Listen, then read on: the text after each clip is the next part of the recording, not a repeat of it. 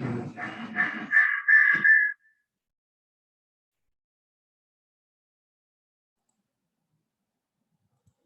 is some internet connectivity problem in the ES network, so you'll be joining within 1 or 2 minutes. We'll wait for 2 or 3 minutes. Yes, sir. Yes, sir.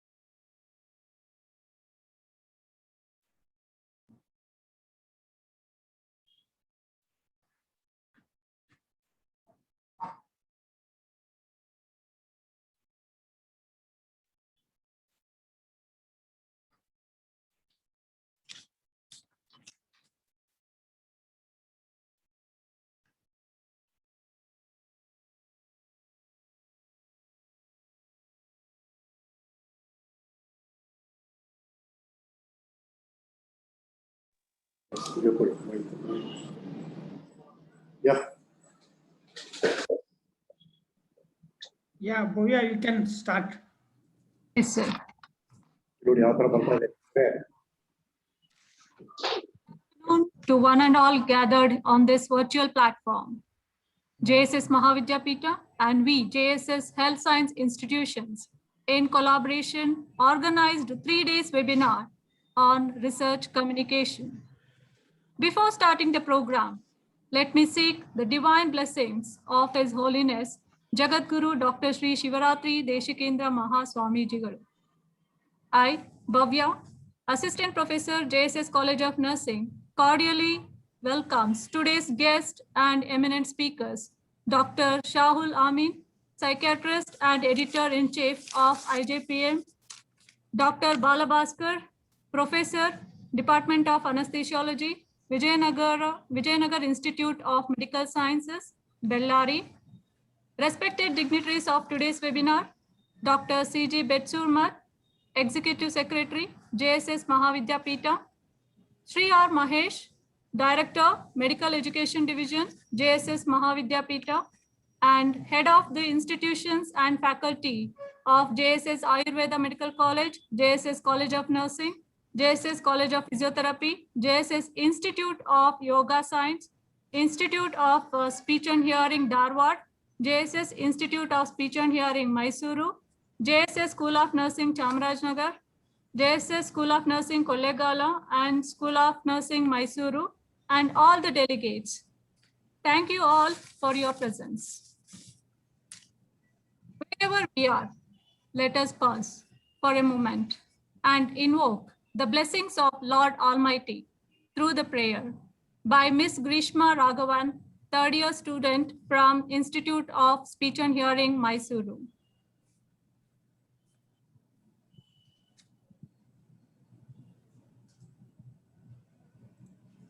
ನಮ್ಮಮ್ಮ ಶಾರದೆ ಉಮಾ ಮಹೇಶ್ವರಿ ನಿಮ್ಮೊಳಗಿಹನ್ಯಾರಮ್ಮ ನಮ್ಮಮ್ಮ ಶಾರದೆ ಉಮಾ ಮಹೇಶ್ವರಿ ನಿಮ್ಮೊಳಗಿಹನ್ಯಾರಮ್ಮ ಕಮ್ಮಗೋಲನ ವೈರಿ ಸುತನಾದ ಸುಂಡಿಲ ಕಮ್ಮಗೋಲನ ವೈರಿ ಸುತನಾದ ಸುಂಡಿಲ ಹೆಮ್ಮೆಯ ಗಣನಾಥನೇ ಅಮ್ಮಯ್ಯ ನಮ್ಮಮ್ಮ ಶಾರದೆ ಉಮಾ ಮಹೇಶ್ವರಿ ನಿಮ್ಮೊಳಗಿಹನ್ಯಾರಮ್ಮ ಮೋರೆ ಕಪ್ಪಿನ ಭಾವ ಮೊರದಗಲದ ಕಿವಿ ಮೋರೆ ಕಪ್ಪಿನ ಭಾವ ಮೊರದಗಲದ ಕಿವಿ ಕೋರಿದಾಡೆಯವನ್ಯಾರಮ್ಮ ಮೂರು ಕಣ್ಣಿನ ಸುತ್ತ ಮುರಿದಿಟ್ಟ ಚಂದ್ರನ ಮೂರು ಕಣ್ಣಿನ ಸುತ್ತ ಮುರಿದಿಟ್ಟ ಚಂದ್ರನ ಧೀರತ ಗಣನಾಥನೇ ಅಮ್ಮಯ್ಯ ನಮ್ಮಮ್ಮ ಶಾರದೆ ಉಮಾ ಮಹೇಶ್ವರಿ ನಿಮ್ಮೊಳಗಿಹನ್ಯಾರಮ್ಮ ರಾಶಿ ವಿದ್ಯೆಯ ಬಲ್ಲ ರಮಣಿ ಹಂಬಲನೊಲ್ಲ ರಾಶಿ ವಿದ್ಯೆಯ ಬಲ್ಲ ರಮಣಿ ಹಂಬಲನೊಲ್ಲ ಭಾಷಿಗನಿವನ್ಯಾರಮ್ಮ ಲೇಸಾಗಿಸೋ ಜನರ ಸಲಹುವ ನೆಲೆಯಾದಿ ಲೇಸಾಗಿಸೋ ಜನರ ಸಲಹುವ ನೆಲೆಯಾದಿ ಕೇಶವನ ದಾಸ ಕಣೆ ಅಮ್ಮಯ್ಯ ನಮ್ಮಮ್ಮ ಶಾರದೆ Uma Maheshwari ನಿಮ್ಮೊಳಗಿಹನ್ಯಾರಮ್ಮ ನಿಮ್ಮೊಳಗಿಹನ್ಯಾರಮ್ಮ. Thank you. Thank you, Ms. Grishma, for invoking the blessings of Almighty. Research and teaching share the common goal of promoting knowledge. Research is a tool for building knowledge. In addition, research is a way to prove lies and to support truths. All researchers need to reach to the public and concerned professionals to implement. Concerned people should know what is going on in the field of health research. For these reasons, system of communicating research should be strengthened. Better communication is one of the important attributes of quality researcher. Communicating research is essential for scientific paper, obtaining funding, and getting credentials from national and international regulatory organizations. Therefore, researcher needs better communication skills to reach right kind of audience. Your presence here is a reflection of your interest in the webinar, research communication. Now, we'll have the inauguration of the webinar. I would like to request our chief guest, Dr. C.J. Betsurmat, to digitally inaugurate the webinar on research communication. May we have your permission, sir? Yeah.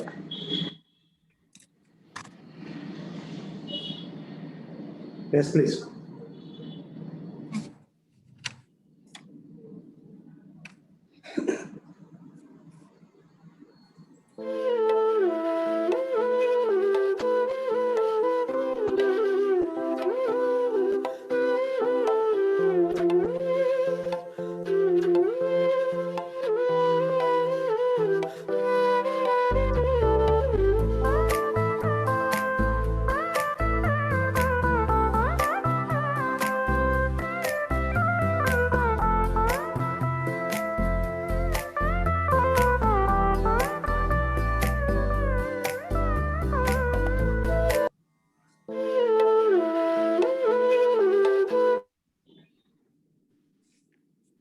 Thank you, sir.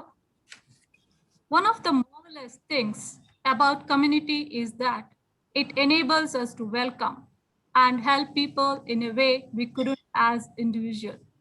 Now, I request Mrs. Manjula S., nursing tutor, JSS School of Nursing, Kollegal, to welcome the gathering.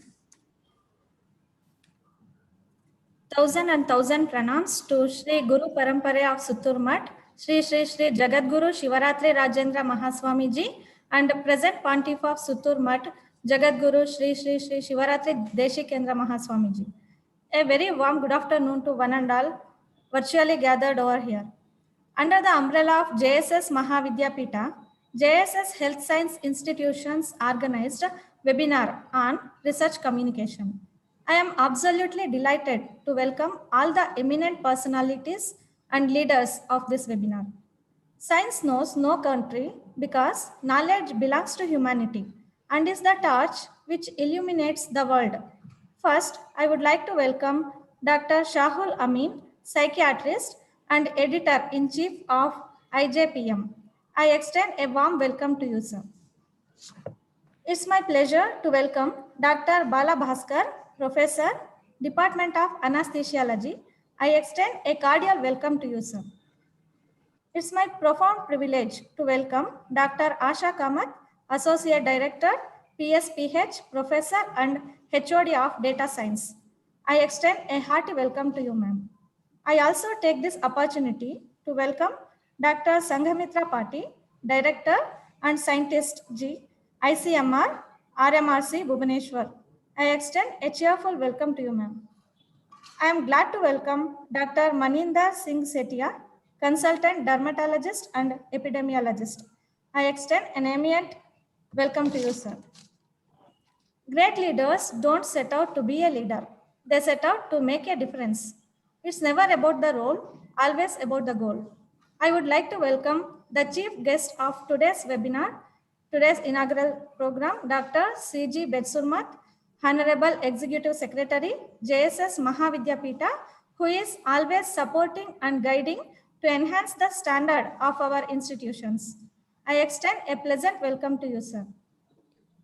Leaders are made, they are not born.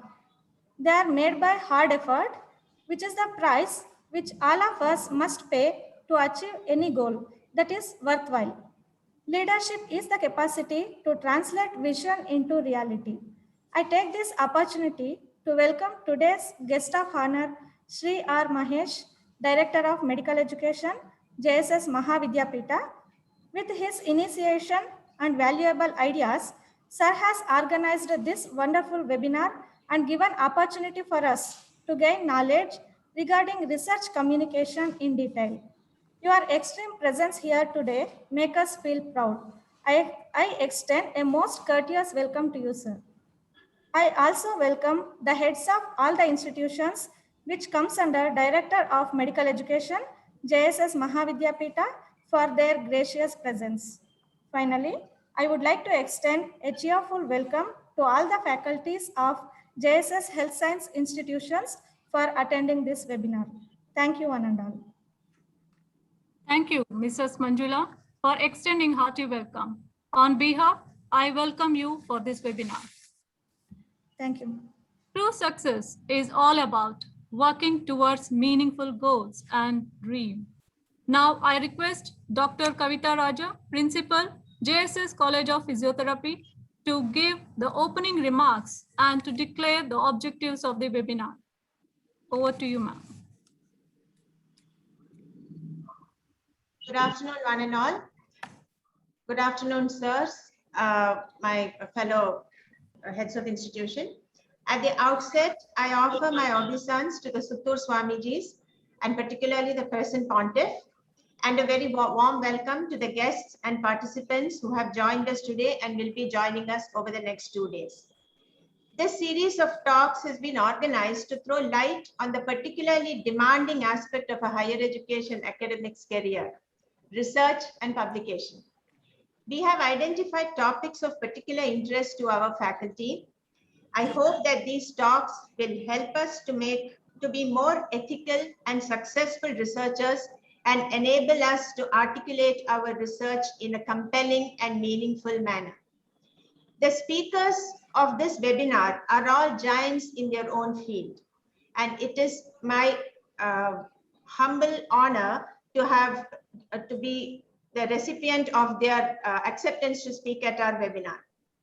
I am certain that this series will be of immense help to all the faculty in a practical way. Thank you. Thank you, ma'am, for the keynote on the objectives of the webinar. Now, I request today's chief guest, Dr. C.G. Betsurmat, Executive Secretary, JSS Mahavidyapita, to deliver inaugural address. My humble pranams to His Holiness Jagadguru Sri Shivaratri Deshikendra Mahaswamiji, guest of honor Sri Mahesh, Director Medical Education, JSS Mahavidyapita, distinguished speakers, Dr. Shahul Ameen and Dr. Balabhaskar, principals of all our medical institutions, faculty, experts, resource persons, delegates, members of the organizing committee, research scholars and students. Good afternoon, everyone, and hope you all have come out of this lockdown, keeping good health without any problems. First of all, I apologize for 20 minutes delay from my side because of internet connectivity. It gives me an immense pleasure to be with you all this afternoon on the occasion of the inauguration of the webinar on research communication. I congratulate the entire team of JSS medical institutions under the leadership of Mr. Mahesh for organizing this webinar for the benefit of all the teachers, PhD scholars, and PG students of nursing, physiotherapy, pharmacy, Ayurveda, yoga and naturopathy, and speech and hearing colleges of JSS Mahavidyapita. Research communication is defined as the process of interpreting or translating complex research findings into a language, format, and context that non-experts can understand. It goes way beyond the mere dissemination of research results.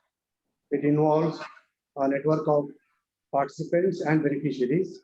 It is one of the basic mechanisms that provides the scholars with the opportunities to exchange ideas, results, best practices, and experiences. As already explained by the convener and Dr. Kavita Raja, this webinar aims to explore the quantitative and qualitative research designs to understand the use of it to the best of the students' requirements and to promote excellence in professional activities. This webinar also aims to build and strengthen the research ecosystem in the college campus, trigger a research environment among the faculty and students, focus on innovation-based research, and carry out innovative student projects. Research is the most widely used tool to increase and brush up the stock of knowledge about something and someone. Research means searching more and more about less and less. Research may be defined as planned systematic search for information for the purpose of increasing the total body of man's knowledge. Today, research has become an important function of the system of higher education. The aim of these institutions is to bring research to the core of the system and apply that research to national economic development. The key stakeholders of a research ecosystem of an institution are their faculty, doctoral students, research associates, and postgraduate students. Here, it should be noted that research in isolation is not possible in this new age and the knowledge economy. Cutthroat competition, changing technology, and other resource constraints define the context which calls for collaboration with external institutions, industry, central and state governments.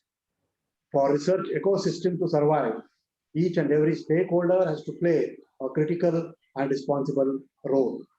There is a need for establishing a sustainable research ecosystem and research culture, a system that survives, functions, and updates itself over time, a system in which research community can continue to interact, share, and transfer the knowledge, which can guide the upcoming generations of researchers on its own. Sharing of knowledge plays a vital role in attaining the sustainability for a research ecosystem.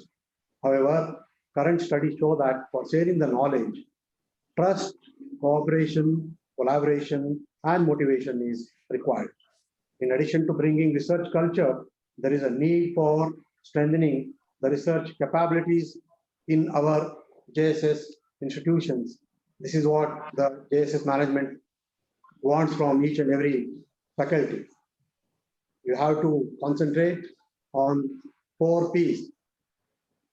4 P's, papers, PhD, projects and patents, and 1 C, that is consultancy. Hereafter,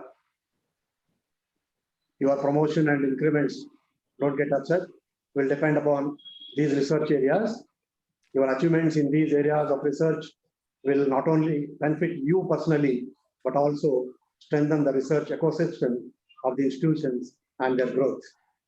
The experts during these 3 days will be speaking on the very important and relevant subjects: how to write a publishable article, publications, pearls to remember, guidelines for reporting information in an article, and choosing sampling methods for robust designs, writing a successful grant proposal, and also systematic review and meta-analysis. I hope that this workshop will foster the culture of research and innovation amongst our faculty and students and enhance their accreditations.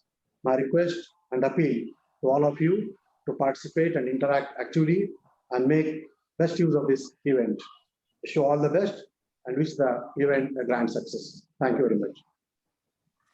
Thank you, sir, for your words of wisdom. May I request today's guest of honor, Sri R. Mahesh, Director, Medical Education Division, JSS Mahavidyapita, to address the audience. Good afternoon, and seek the blessings of His Holiness Jagadguru Sri Shivaratri Deshikendra Mahaswamiji, Honorable Executive Secretary Dr. C.G. Betsurmat sir. Today, the speakers, delegates, and the faculty members, I congratulate the principals of all the medical education division for actively taking part in this, organizing this webinar. And I especially congratulate Dr. Kavita Raja, Principal, JSS Physiotherapy College, and her team for organizing this webinar. After this pandemic, from the JSS Medical Education Division, we are conducting the webinars to supplement the faculty members for their academic career. So we have done one more webinar, Pedagogy in Higher Education, a paradigm shift from offline to online. So which will help them to deal with the day-to-day online classes. Now we are organizing this webinar to help them for their research activities.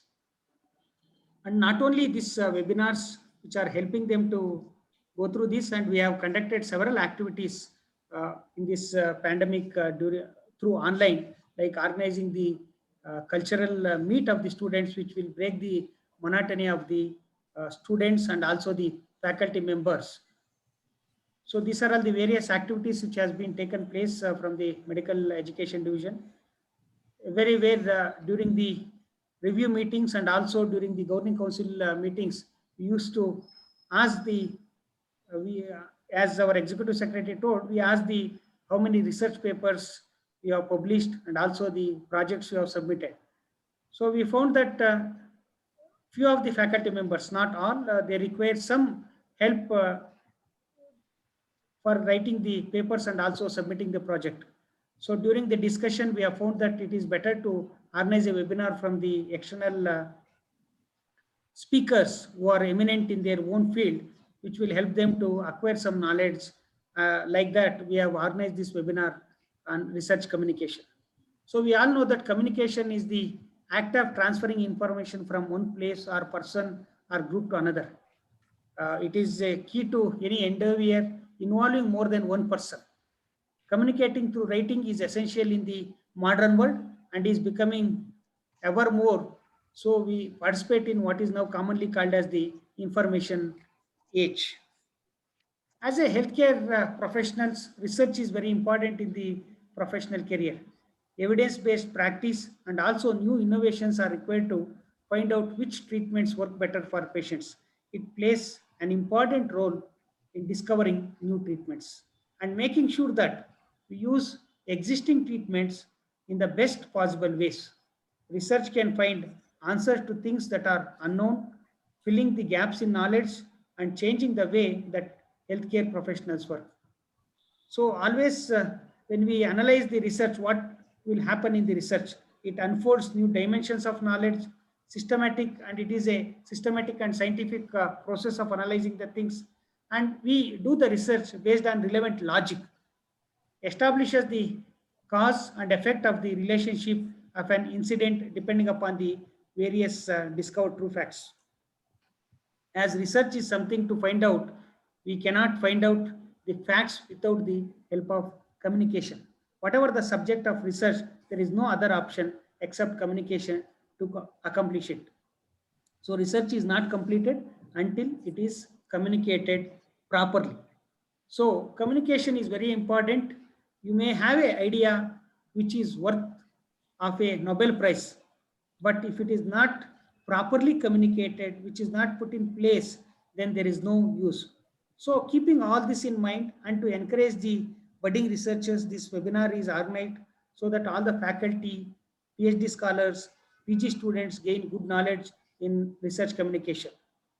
And I congratulate the team for selecting the best speakers who are the eminent speakers in their own field, and hope this 3 days webinar is going to benefit the knowledge seekers. And I wish you all the best for this webinar. Thank you, one and all. Thank you, sir, for your encouraging and motivational words. Gratitude is not only the greatest of virtues, but the parent of all others. Now it's time to express gratitude to one and all gathered here. I request Dr. Suma, Principal, JSS Institute of Speech and Hearing, Mysuru, to deliver vote of thanks. Thank you, Bhavya. First of all, I would like to offer my humble pranams to His Holiness Jagadguru Shri Shivaratri Deshi Kendra Mahaswamiji. It's a pleasure, indeed, a privilege to extend a vote of thanks to all of you who are gathered here for the inauguration of the webinar on research communication on behalf of all the health science institutions of JSS Medical Education Division, JSS Mahavidyapita. First of all, I would like to thank today's chief guest, Dr. C.G. Betsurmat sir, the Executive Secretary of JSS Mahavidyapita. Thank you, sir, for making time and gracing the occasion and inaugurating this webinar. And your words of thoughts are very precious for us, sir. And I would like to extend my vote of thanks to Shri R. Mahesh, today's guest of honor, Director, Medical Education Division. First of all, I would like to thank him for trusting us and assigning us to work together to come up to execute the webinar. And I would also thank him for supporting us at all the levels. We are really grateful to you, sir. Thank you again. Next, I would like to offer special thanks to all our eminent resource persons who are here today and for the next 2 days for enlightening all our professionals and who are in need of learning more about research communication. I would like to thank all the resource persons.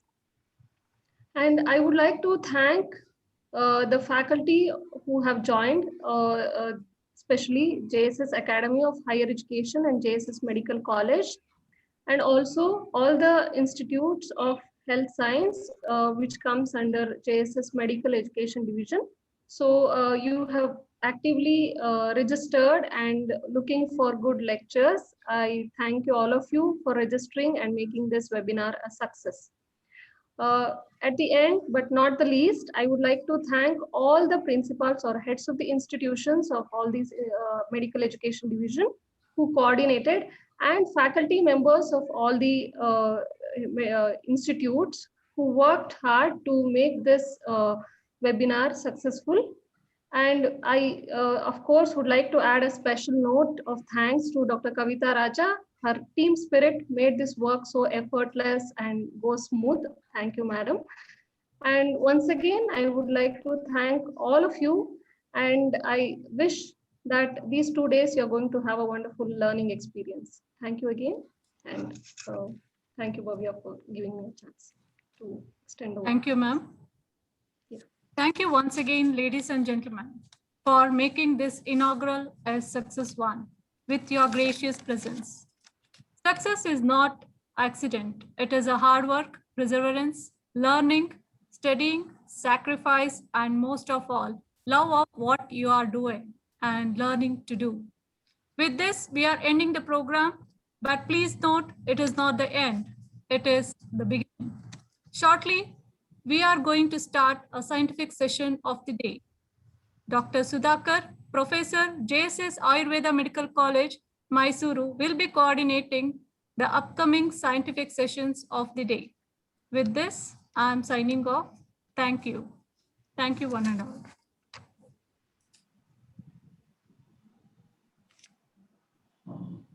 So you can.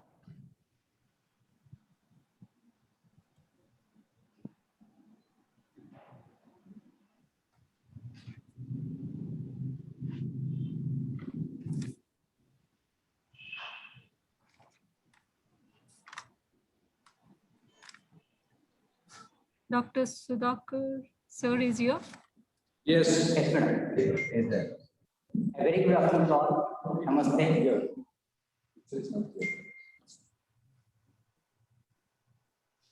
Am I audible? Yes, sir. Yes, sir. You're audible. You can speak. Very good afternoon. Namaste, everybody. My humble pranams to His Holiness Sri Jagadguru Shivaratri Mahaswamiji. Respected dignitaries, all the faculty members, head of the departments of all the institutions.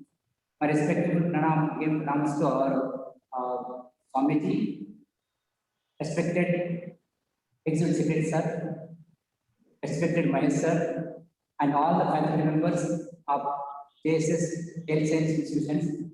Today we are gathered here to acquire the knowledge of research communications. As said very well, the research process involves scientific selection of the topic, review of literature, formulation of hypothesis, formulation of objectives, observations, results, discussions, summary, and conclusion. But it is not end. Whatever conclusion we draw, we have to communicate to the needy people and to the society. So the methods of communication in the society are oral publications, writing summary, and summarizing all the articles in the publications is not sufficient, but publishing in peer-reviewed journals is important because the research needs to publication to disseminate our research knowledge to the people. Then only there will be a meaningful research. So research will complete when you communicate the publications. So among the ways of communication, they have like publication in peer-reviewed journals, presentations in national, international, local conferences, presentations in CME programs, ROTPs, etc. Among these ways, the best communication is publication in the peer-reviewed journals to disseminate our knowledge in the field. And article writing is an art, and writer should have 3 Ds like drive, discipline, and desire. Today we have with us Dr. Shahul Ameen to motivate us to write articles in publishing in peer-reviewed journals. And Dr. Shahul Ameen passed MD from Central Institute of Psychiatry, Ranchi, consultant psychiatrist in St. Thomas Hospital, Chennai, Kerala, editor of Indian Journal of Psychological and Medical Medicine from 2017. Sir, also chairperson of IPS PGT Operating Specialty Section and co-chairperson of IAPB Research and Publications Committee. Sir was deputy editor of Indian Journal of Private Psychiatry, co-editor of book A Primer of Research, Publication and Presentation published by Indian Psychiatric Society, editor of Kerala Journal of Psychiatry from 2014 to 2018. Sir, also author of the book called A Companion to Fish's Psychology, widely read by PhD students. Sir has also written more than 100 articles on mental health, Malayalam periodicals. Also, Sir was columnist in Mathrubhumi, Arogya Masika, and Mangalam Weekly. These two are well-known circulated weeklies in Kerala. And Sir also guest editor of IJP supplementaries on MXCA, that is called Mental Health Care Act, Mental Health Care Act 2020. Sir has about 20 publications in PubMed index journals, awarded Certificate of Excellence of the Best, and also Sir presented his presentation in the annual National Conference of IAAP 2013. He was elected for the Early Career Psychiatrist Program of Asian Federation of Psychiatric Society held in Colombo in 2013. Sir was recommended by IPS to attend the Young Health Professional and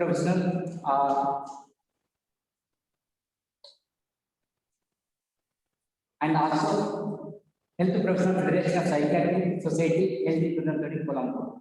Sir presently, Sir serving as a consultant psychiatry in St. Thomas Hospital, Chennai, Kerala. And Sir is a dedicated psychiatrist with social citizenship, and his special areas are de-addiction, mood disorders, and schizophrenia. So we are fortunate to have Sir today with us to share your knowledge to our faculty members to publish in peer-reviewed journals. Welcome you, Sir. Thanks, sir. Thanks, Dr. Sabreshwar, for the introduction. Before Sir starts our program, I request all the faculty members, you can give any questions, queries on chat box, because there is no separate list for question and answers. Please, you can share your chat, any questions in chat box. Thank you. Over to Sir. Okay. Let me share my. I think the screen sharing is disabled, it says. No, sir, you can do it now, sir. I've enabled it, and you can No, share. it is still showing like that, sir. Post disabled participant screen sharing. So,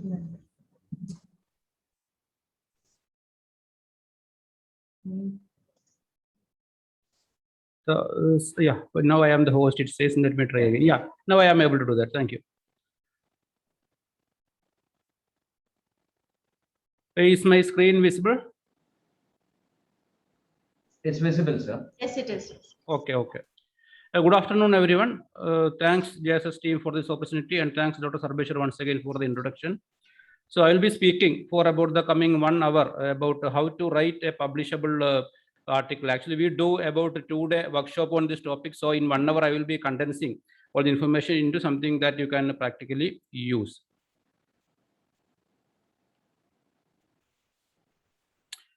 So this is the topic I am starting with, how to select a journal. So you may wonder, like, why to discuss that in the beginning itself. You know, that first you write the article, finalize that. After that, you start looking for the journal.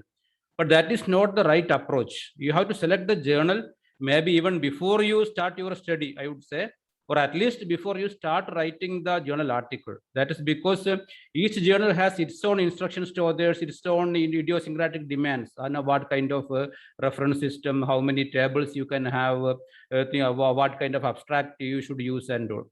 So if you like first decide upon the journal and then go through their instructions to others carefully and then start writing your article, it will save you a lot of time and effort. So how to do that? Because there are so many journals available.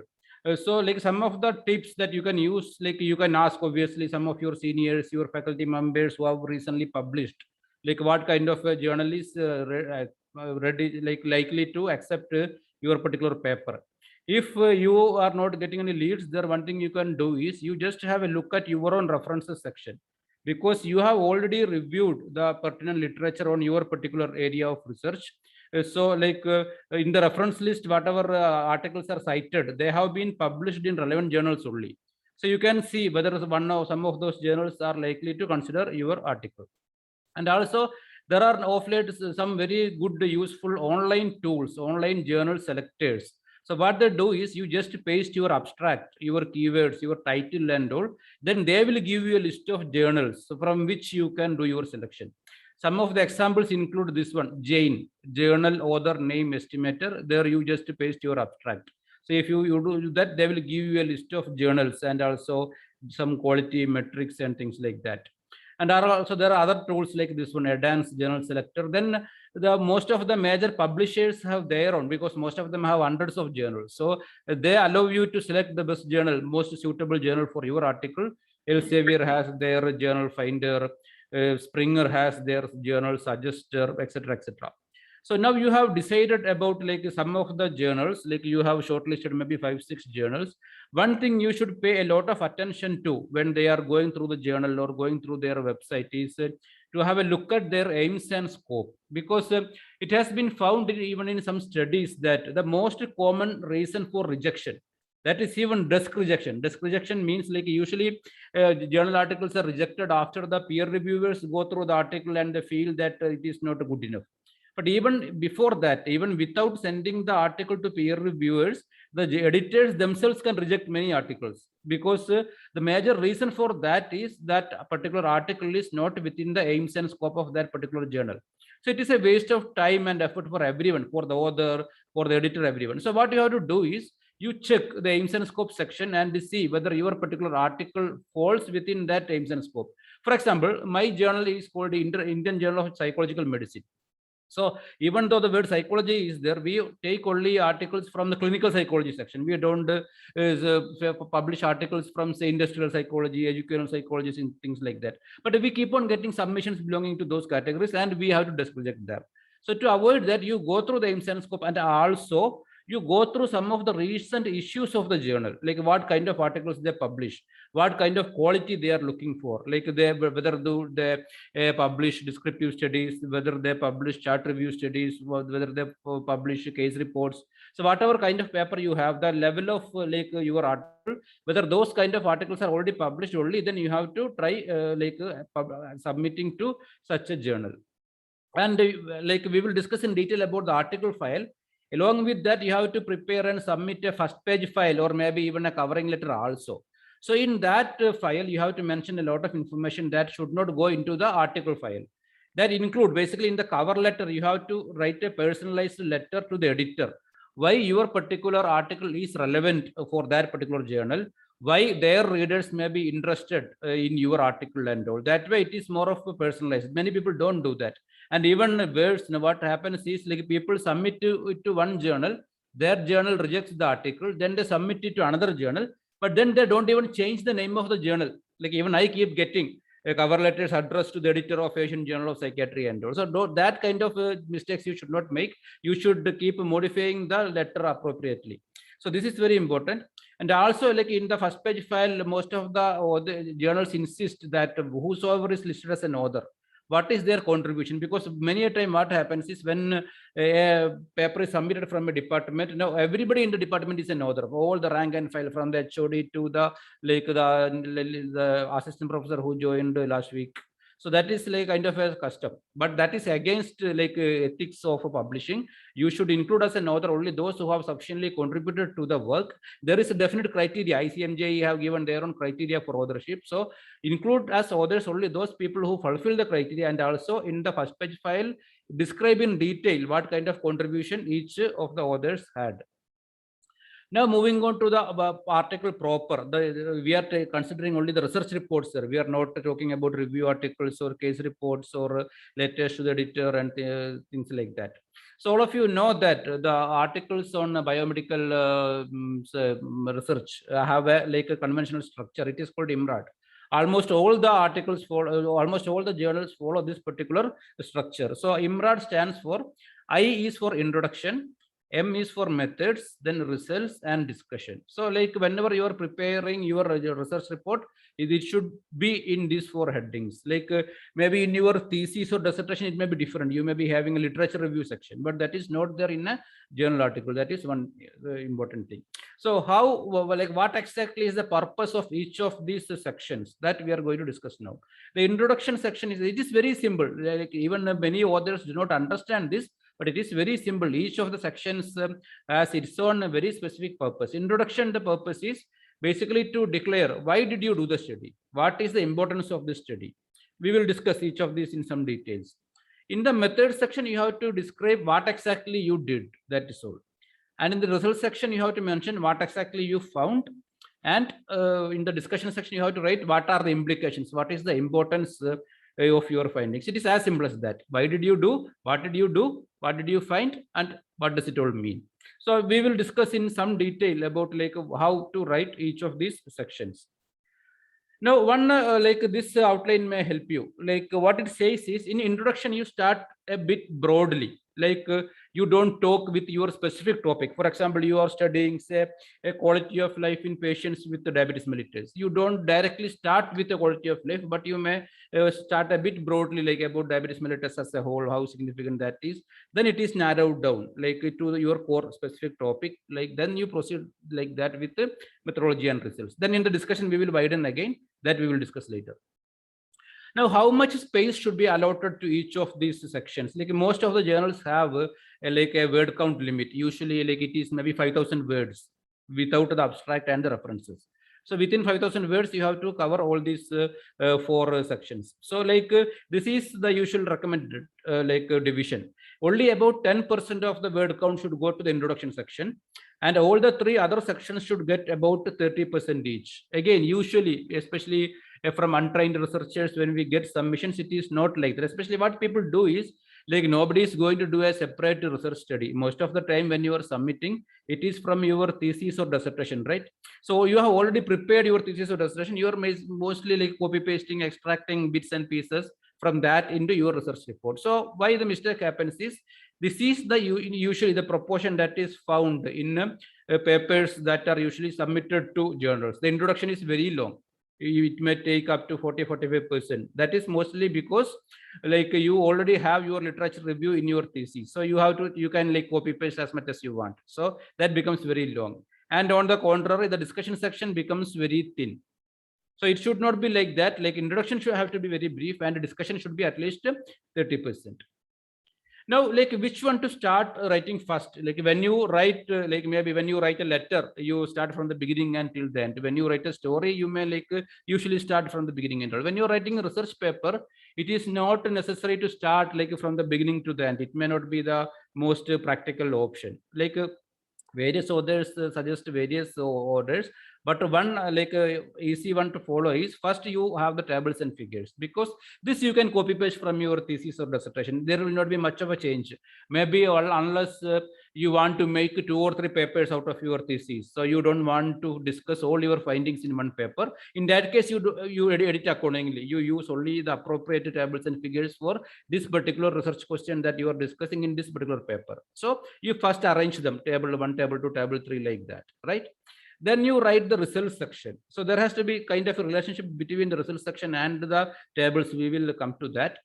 Then again, you write the methods, because as I told you, you may not be discussing all your findings. So whatever findings, whatever hypothesis you are discussing in this particular paper, for that, what all methods were needed, you write that next. So these are usually easy because all this is already there in your thesis or dissertation. You have to only like pick the relevant portions, that is all.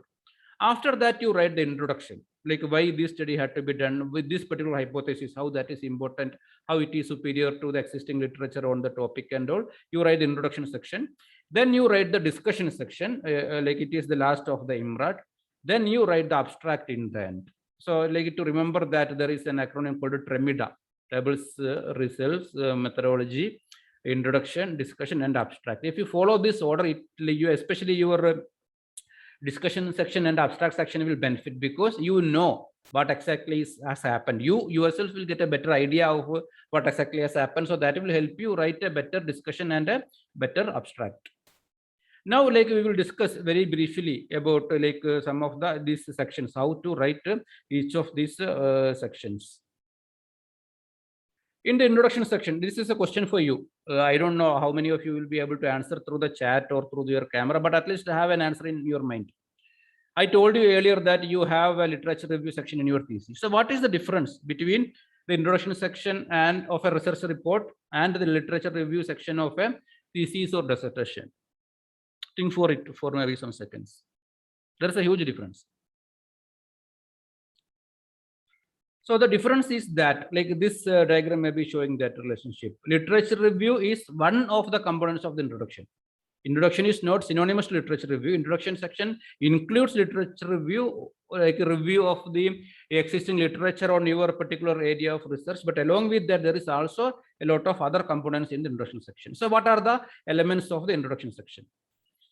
The first one you have to write is the importance and magnitude of the problem, because no journal editor wants a study on, say, how many males or how many females attended this particular webinar. No, it has to be on a very important issue that would be of relevance to the scientific field, of relevance to the readers, the researchers and clinicians who will be reading that particular journal. So why your study is important? For example, I told you earlier about an example of quality of life in diabetes. So why diabetes is important? How many people in India are affected by diabetes? And how quality of life is affected in diabetes? That kind of some, maybe in a paragraph or maybe in 3-4 sentences, you have to mention why the specific area you chose for your research is important to the rest of the world. Yeah, I think there is a introduction is the subject we know. We are trying to elaborate. Literature is reference of subject already established. Yeah, like it is like almost equivalent to what I already discussed. Now the next one is background of the research question. Like here, like you may have to, like for example, if your study is on quality of life in diabetes, then you can write like what is quality of life? How is quality of life defined? What are the different kinds of quality of life? So that kind of like to understand your research question, what a general reader, what all basic information a general reader has to have. So that kind of discussion you can have before coming to your research question, whatever background knowledge a reader should have to understand your research question, that kind of information you give there. After that, you write about this literature review thing, what I told you already. Like what kind of research has already gone in this area. Like again, it need not be a very huge thing. You have to cite only some of the most important works done. And if there are any systematic reviews or meta-analysis, you have to cite them. And if there are any new studies, you have to cite them. And in any field, there are some seminal classical studies, then you have to cite them. So there's maybe 6, 7, 8 studies, not more than that, you have to cite here, because it is not intended to be a review article. You have to just give a bird's eye view of the important studies that have gone into your area. Then you have to say what are the limitations of the existing research. Why is your study needed, especially for PhD people? Like for thesis discussion and all, it is fine.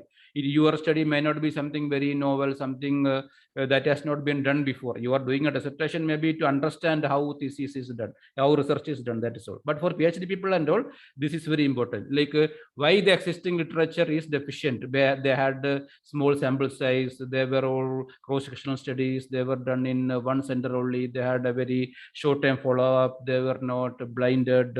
These kind of, there are not Indian studies, things like that you may find out. So you have to list the limitations of the existing research. Then you have to say how your study is more important, like how your study is superior to the existing literature. So that is how you market your study to your journal editors and your peer reviewers. Only if any good journal will consider an article only if it advances science. That is very important. It is not about like simply it is done in a very big center or with a huge sample size or something like that. It has to be sufficiently superior to existing research on the area. That is the most important thing. So you have to like give some space to like highlighting, marketing your study, how it is important. Then finally, in the introduction section, you have to mention your aims and hypothesis. These were our aims. And if you had any specific hypothesis, these were our hypothesis. That is very important. Now coming to the method section. Method section, I will not go into a lot of detail because that needs a lot of time. I will just give you some tools that you can use. These can be used to write the entire research paper, all the sections, but especially for the method section, that is important. There are lots of checklists. You go to this website, Equator Network. That is a free website. There are lots of tools which are free there. So what it does is it has lots of checklists for various kinds of studies. If you have done a randomized control trial, you have a different kind of checklist. If you have done a qualitative study, it is a different kind of a checklist. If you have done an observational study, it is a different kind of a checklist. So all these checklists are there. So you can download them. And when you are preparing your research paper, you ensure that what all items these people say that you should mention in your introduction, you should mention in your method section, you include them. So that way nobody can question you. Most of the journals, even like our journal, insists that when you are submitting an article, you have to give this checklist also. Like then you have to say that this particular item is in this particular line, this particular item is in this particular, that kind of check file you have to submit. Many other journals may not ask for that. It is better if you submit, even if they don't ask for, because that way you can impress the editor and the reviewers. So if you follow this, you will not miss any relevant information that has to be there, because many a time people miss to say that how did they pick their controls. They know that it is there in their thesis, but in the research report they miss to mention that. All that will make it difficult for you in front of the reviewers, because they will ask you why it is not mentioned. How can I believe that you collected this data? And also to avoid that, always prepare your research report in line with the appropriate checklist. And if you don't know which checklist to use, even there are online tools. Like they will ask you a series of questions, and if you answer them, they will tell you use this particular checklist, things like that. Now again, there is a question, just to make it a bit interactive. This is how somebody has written the participant section. This is from a published article. It is a screenshot. It is not something I made up. So how it is deficient? The study was conducted at Sri Siddhartha Medical College, Tumkur. Study group consisted of 50 male healthy subjects having normal vision and hearing. Informed consent was obtained before. So that is their materials and methods section. Anybody has to add anything, or just think about that? What exactly have they missed here?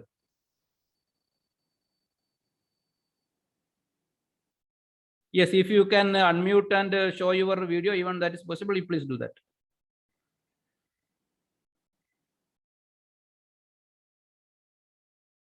Preeti HS, I don't know, if you can, technically how it is working, I don't know. Okay, I will, so maybe. It is not possible. Okay, maybe during the message box. Okay. In the chat box, something has come, yes. Study design, there is a age group.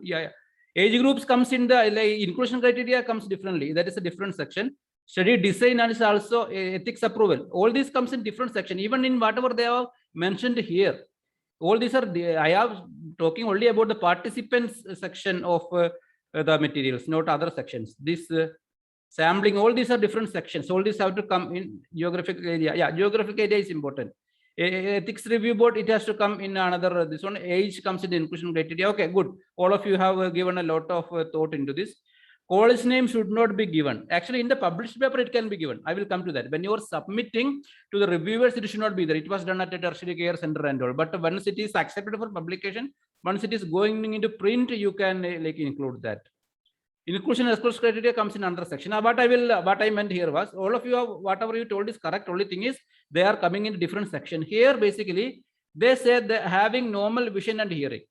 But how did they ensure that these people have normal vision and hearing? What test did they do? Who did the testing?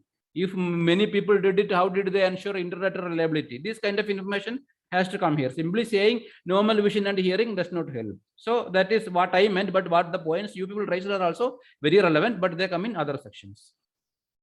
Thank you. Now coming to the results section, and also with the method section, basically the basic information that you have is how much information to include, because you may have a lot of information. So basically the simplest way is, if somebody else has to replicate your paper, like somebody else, like I read your paper and I want to do the same study in my center. So what all information I need? So all that information should be there in your method section. Whatever another researcher will need to do the same study. So whatever is not that important for that, you can remove that also. You need not write that. That's it. Now coming to the results section. Results section again, I will tell only some of the most important points here. So like you have so many other sections. So many other like in your thesis or discussion, you have done a lot of analysis, but all of the material, all of the questions you may not be addressing in this particular paper. So whatever hypothesis you have talked about in the introduction section, only that you have to discuss here. There is no need to introduce any new thing here, like something you have not. That is a very common error that we find in submitted the papers. That is all basically errors in the copy pasting. Like whatever introduction hypothesis you have introduced, whatever methods you have discussed brought in your method section, only results pertaining to that has to come in your results section here. And also like there is a trend, there is a habit that people do, that they don't include negative findings. That is unethical. Even if you got a negative, because that is also partly a blame is the journals, because many journals, many editors, they don't like to publish papers that have negative findings. Everybody is looking for positive findings. That is true. Even there are journals that published, because of this reason only, journals that published only like negative findings, journal for negative findings, something like that. Some journals are there. That is because of this. But even then, like even you, anyway, your study will have a lot of positive findings. Along with that, you include the relevant negative findings also. Otherwise, there will be this a publication bias. Then this one, this is from the results section. What is wrong with that?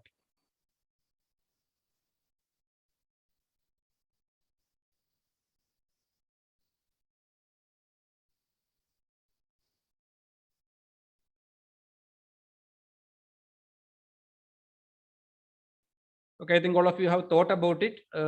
So what they have done is 22.5% of the adolescent girls screened positive for depression, which is alarming. So basically here what you are supposed to do is, this which is alarming part should not be there in the methods, in the results section. That is your discussion. You should not be commenting on your findings here. You just neutrally give your findings, and all these kind of implications, reactions, everything should be coming in the discussion section only, not in the results section. Somebody is saying my screen is not visible completely. Is it so? We can see, sir. Okay. So I think it is error at their end. Thank you. Now there is also a difference between data and results. I told you earlier what kind of information should go into the tables, what kind of information should go into the text parts of the results section. Basically, data is your numbers, whatever you got from your analysis mostly. Facts, often numbers obtained from experiments and observations, right? So that is it. I will give you an example also. Then the results is basically statements that interpret the data, not that which is alarming, that kind of statements, but some kind of interpretations to the data. This is also very important because people like make a lot of errors when they are preparing the tables, like the division of the information into tables and the text, like people make a lot of mistakes. Please see this.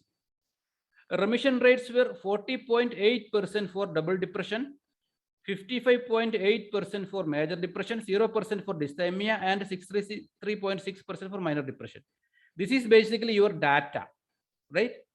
You are just giving your findings. So this kind of information, if it is okay, it can go into the tables, or otherwise it can go into the text also.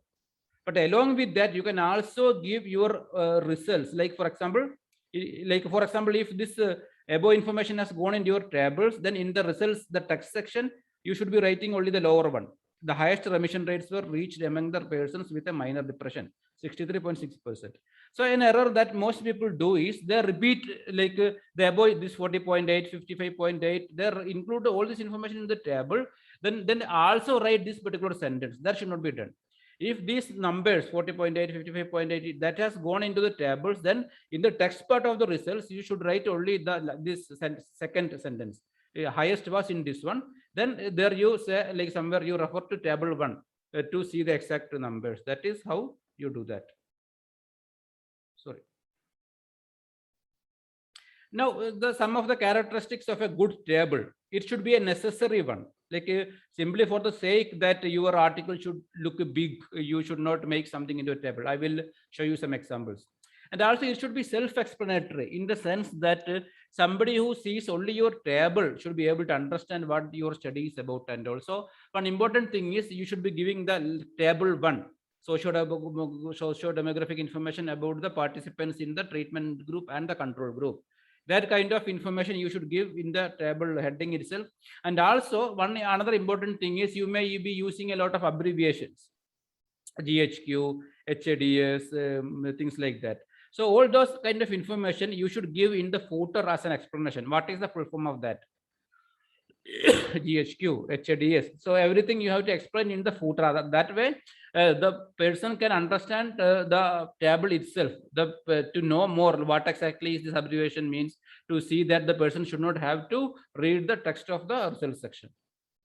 The table should not be very long because most of the journals, like the journal space is very limited. They have maybe 500, 600 pages in a year. So many a time people give tables that span 3, 4, 5 pages and all. So that most of the editors will not like that. And also, especially for the ease of printing, you should think about this aspect also.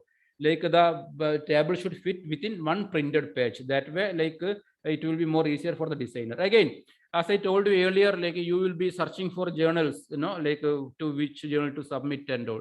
That time, one thing you should pay attention to is whether the journal like will publish supplementary online material. So that way you can include more information. You can even have your very big tables also. But thing is that these supplementary online information will not go into the printed journal, but they will be kept in the journal website. So if suppose some readers want more information, then they can go to the website and download even the very big tables from there. So if that option is there, you can prepare such big tables, but mark them as supplementary tables, table S1, table S2, like that. And then ask the editor, say the editor that like we are ready to publish this in the website. That you can do. Now please see this table. What is wrong with that? This is from a submitted article.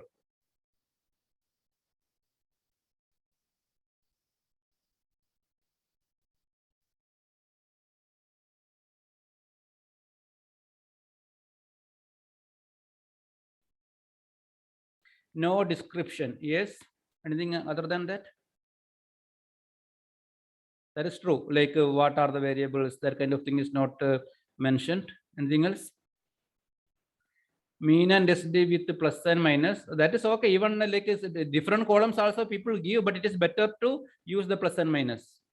Reference range, no p-value. We are not sure whether that is an analysis actually, whether they are giving the descriptive data, that we are not sure. It is better given together. Mansoor Rahman said that is true. Reference range, that depends. No, reference range is there or not. for this. No, like basically what has gone wrong. Yes, one more comment has come. Yes, that is it. Hemant got it. They copied it from SPSS. They did not do any editing to whatever information they got. This is not like unusual. Even in thesis dissertations and yeah, table number is not there. True. So I will stop looking at the comments. I will come back to here. So basically they copy pasted it from the SPSS without making any modification. So if like it is okay, but when you are preparing a table for your thesis or for your research paper, what all modifications you should have done here? Like as already discussed, table 1, descriptive statistics of what, that has to be gone there. Then the names of these variables, sex 1, what that means. All this is okay when you are doing it in SPSS, but for a reader, it will not be clear now. Educate, that is not even complete. So you have to write it in complete terms legible to the reader. Basically, you should not be using tables from SPSS as is. You have to do appropriate editing like this. You have to rename the variables. Then N, you don't have to mention N for, like this column is not needed. N you can mention in your like footer or in your header. Descriptive statistics in bracket N is equal to 294. That you can mention there. Then mean and SD, many people said that it is better if it is in a single column. That is good. Another issue is see the decimal points. Standard deviation is 8.82365. SPSS gives you that it has nothing to lose. But when you are preparing a journal article, the decimal points should be within 2. You have to reduce them to 2 decimal points. Otherwise, again, you will waste a lot of space and you will create a bad false impression with bad first impression with the editors and reviewers. So these are some of the errors that you should avoid. Now see this table. What is wrong with that?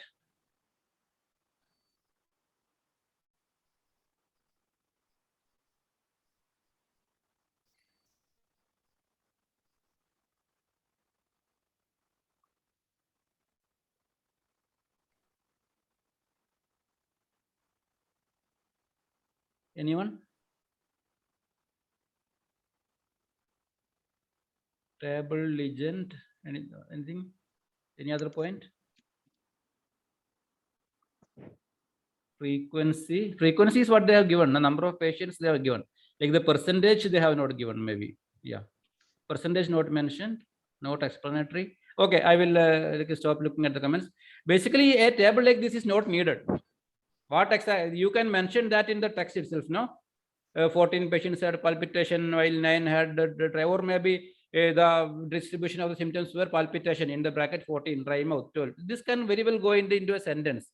There is not enough information to organize in a table and show to the reader. Only such information should go into a table that only a table format will convey the information effectively to the reader. For this, there is nothing needed. So this table itself should be removed. The entire information should go into the text only. I'm sorry.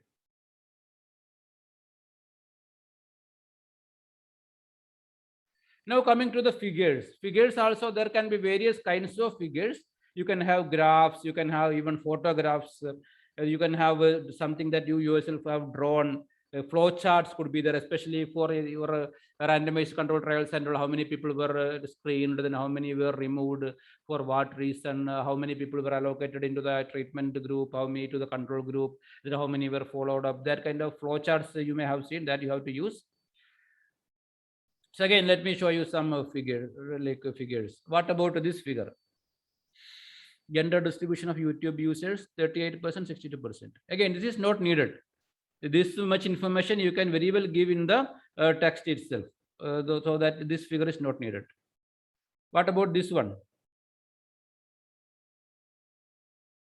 That looks very good, very colorful, 3-dimensional and all, but that does not convey enough information, especially giving it in a slanting position. It is more difficult to assess the relative size. All this can be, you can get from various softwares because they have to make money, but this is not conveying the information properly. And also in the side, you have P1, P2, P3, P4. What that means, again, you have to write in your footer and all. So that is wasting a lot of space. So this is a good one. There you see, which group, white women 20%, Asian men 12%. So this has a lot of this. The first one, your YouTube wala had only 2 groups, so there is no need for a figure. But here there were lots of groups and they have marked what each group means and the percentages, everything. So this is how a good pie chart should be given. So these are some of the points that you have to pay attention to when preparing figures. bar chart can be shown, that one. Yeah, if that is very important one, if that was a very important variable, then you could have given a bar chart. Otherwise, as I told, it is not necessary to give even a figure there.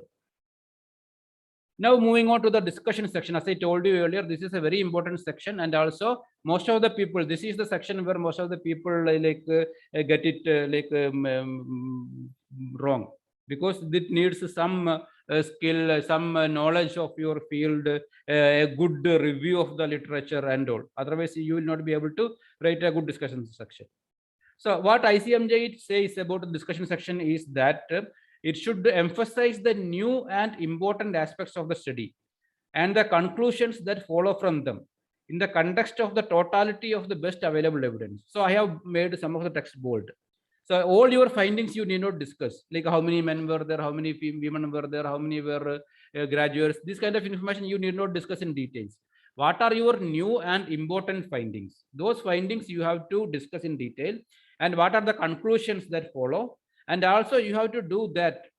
Somebody is raising a hand, but I don't think that will help. You have to put your information in the chat box, and during the discussion, maybe we can try that. In the context of the best available evidence. So your important and new findings you have to discuss in the context of the existing literature. So what many people say is like you have to do a proper systematic review. I think you have a separate section on systematic review of your area, and from that, it is not that what many people do is, I will show you one example. After that, I will come back to this. This is the usual way in which people write a discussion section. We found X in our study. Previously, Johnson et al. Found this, and in another study of 42 patients, Patel found this, and we had some limitations, including this. In conclusion, we found this. Our findings may have some importance. Further research is needed. So this kind of writing should not be will not be acceptable to editors and reviewers. Like you pick any two papers that agree with you, any two papers that are against your findings, things like that. That should not happen. You should do a proper systematic review, especially for PhD people. Then out of that, you have to select the best papers. Then with those papers, you have to compare and contrast your findings. Because the thing is, if you hide some literature, if you cherry pick some appropriate literature only, the reviewers will be experts. The reviewers will be experts in that field. Yeah, they will know other good papers in that area, and they will pick you. And they may even suggest rejection, because they may become suspicious about how ethical you are in doing your research. So that should not happen. So how to write a research, how to write a discussion section. So before that, you ask these questions to yourself. So once those the answers to these questions are clear to you, then you can start writing. The questions are: what did you find, and what are the implications? What is the meaning of your findings? And okay, you have given one interpretation. This is what this means. What other interpretations are possible? You should not be sticking to one point only. If you look at it comprehensively from various viewpoints, that will create a good impression in the mind of the peer reviewers. And about the other studies, as I told you already, whether they had a similar results or whether they had a different results, and if so, why? And also, again, in the beginning, in the introduction, you are saying that this is how my study is superior. Here you can repeat that how your study is, what are the major strengths of your study, and what are the limitations, what are the weaknesses of your study, and also what are the implications for the clinicians, for the researchers, what are the implications of your findings, and what should the future researchers do, those coming after you, because science grows incrementally. Many people have done studies before you, they found something. Now they handed over the baton to you. Now you have added your own bit. Now you are handing over the baton to the subsequent researchers. So you should take all of them into account, the previous ones and also the future ones. You should give some specific messages to the future researchers also. So once you have asked yourself these questions, you will have the information to write your discussion section. So you start your discussion section with the summary of the main results. Many people don't do that. Okay, you have your tables, you have your results section, everything, but in one sentence or maybe in 3-4 lines, this is what I found. Okay, if you start with that, that is a very good summary of your findings. That will be a good transition from the results section to the discussion section. Then you write the comparison, like studies that agree with your findings, studies that differ from your findings, you write about them. Then, as I told you earlier, the previous slide, strengths, limitations. Generalizability, that is very important. Like in what kind of inclusion and exclusion criteria you had, to what kind of populations will your findings be generalizable, to what kind of populations it will not be generalizable. All this information you have to mention, the implications you have to mention, as I already told you, future directions. So these are the usual headings. Maybe you may not use all these headings as such in your discussion section, but all this information should come in your discussion section. The limitations usually will be about the sample size, about your being study being from a single center, about that being a cross-sectional study, about the lack of blinding. These are the kind of usual limitations that you have, that you can write. Future directions, again, the converse of that: bigger sample size, multicentric studies, follow-up studies, use of a more homogeneous sample. These kind of future directions are what people usually write. So as I told you earlier, like in the introduction, you start broadly, then you come make it narrow and come to your topic. The discussion also you end widely, like you are generalizing what should come next, what all other kind of info studies can be done, what all other how to, what kind of other populations your findings can be generalized. And also that is how you you end it, like in the end of a movie they zoom out, no, like that you can zoom out from your specific topic to other related areas also. Now abstract is a very important thing, because you should pay a lot of attention. Even I recently wrote a paper, I rewrote the abstract 4 or 5 times, because that is like your first impression kind of thing. The editors they will be looking first at the abstract. To be honest, when like last year our journal had 1,400 papers, especially with the lockdown, a lot of people had a lot of time to do studies and submit. So many of the papers, around 1,200, 1,300, I had to reject, and maybe out of that at least 500 I checked only the abstract. I did not even go further, because people have time limits, and also because of that you should give your abstract a punch. You should condense, you should include all the relevant interesting information into that. Not only that, your peer reviewers also will make the first impression after reading your abstract. Even after that, when your paper is published, the readers will be, most of them, all of us know, all of us, when we read a study, we check mostly the abstract only.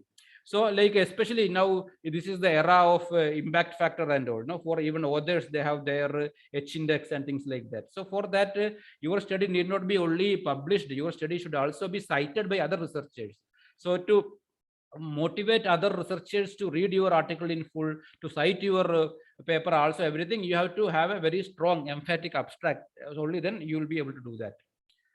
So it should be an informative and balanced summary of what was done and what was found. Informative and balanced, that is very important. You should not be highlighting one aspect and you should be ignoring other aspect. That should not happen. And also it should be standalone. Many a time what happens is the findings are discussed in the text.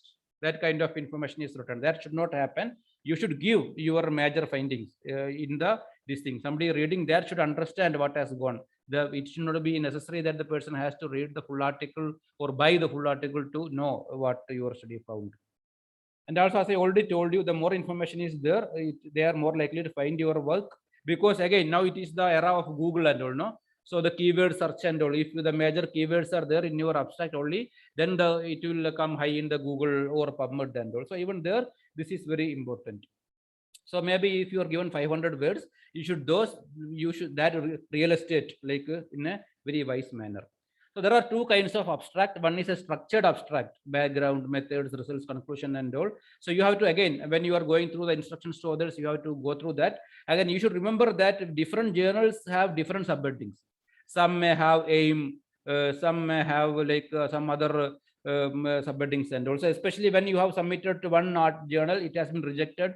When you are submitting elsewhere, you should check the new journal, and if any modification is needed, you should make that. You should your article should be in accordance with the art journal to which it is being currently submitted. Otherwise, what happens is the journal, the editor or even the reviewer will get the idea that okay, this article has been rejected by another journal. So why they may have rejected it? There may be some serious problems with this submission, this article. So they start with a biased manner that will not help you. So it should not look as if it has been submitted elsewhere. It should be in accordance with the instructions of this particular journal. There are also journals that follow unstructured abstract without any subheadings, but most of the journals have structured abstract for research papers. Unstructured abstract is mostly for maybe viewpoint articles, case reports, review articles, and all. But if this is the case, you should prepare your abstract accordingly. Now coming to the keywords part, keywords are also very important, especially as I told you in regarding your Google and your PubMed and wherever it should be shown to people. So you should use the most relevant keywords.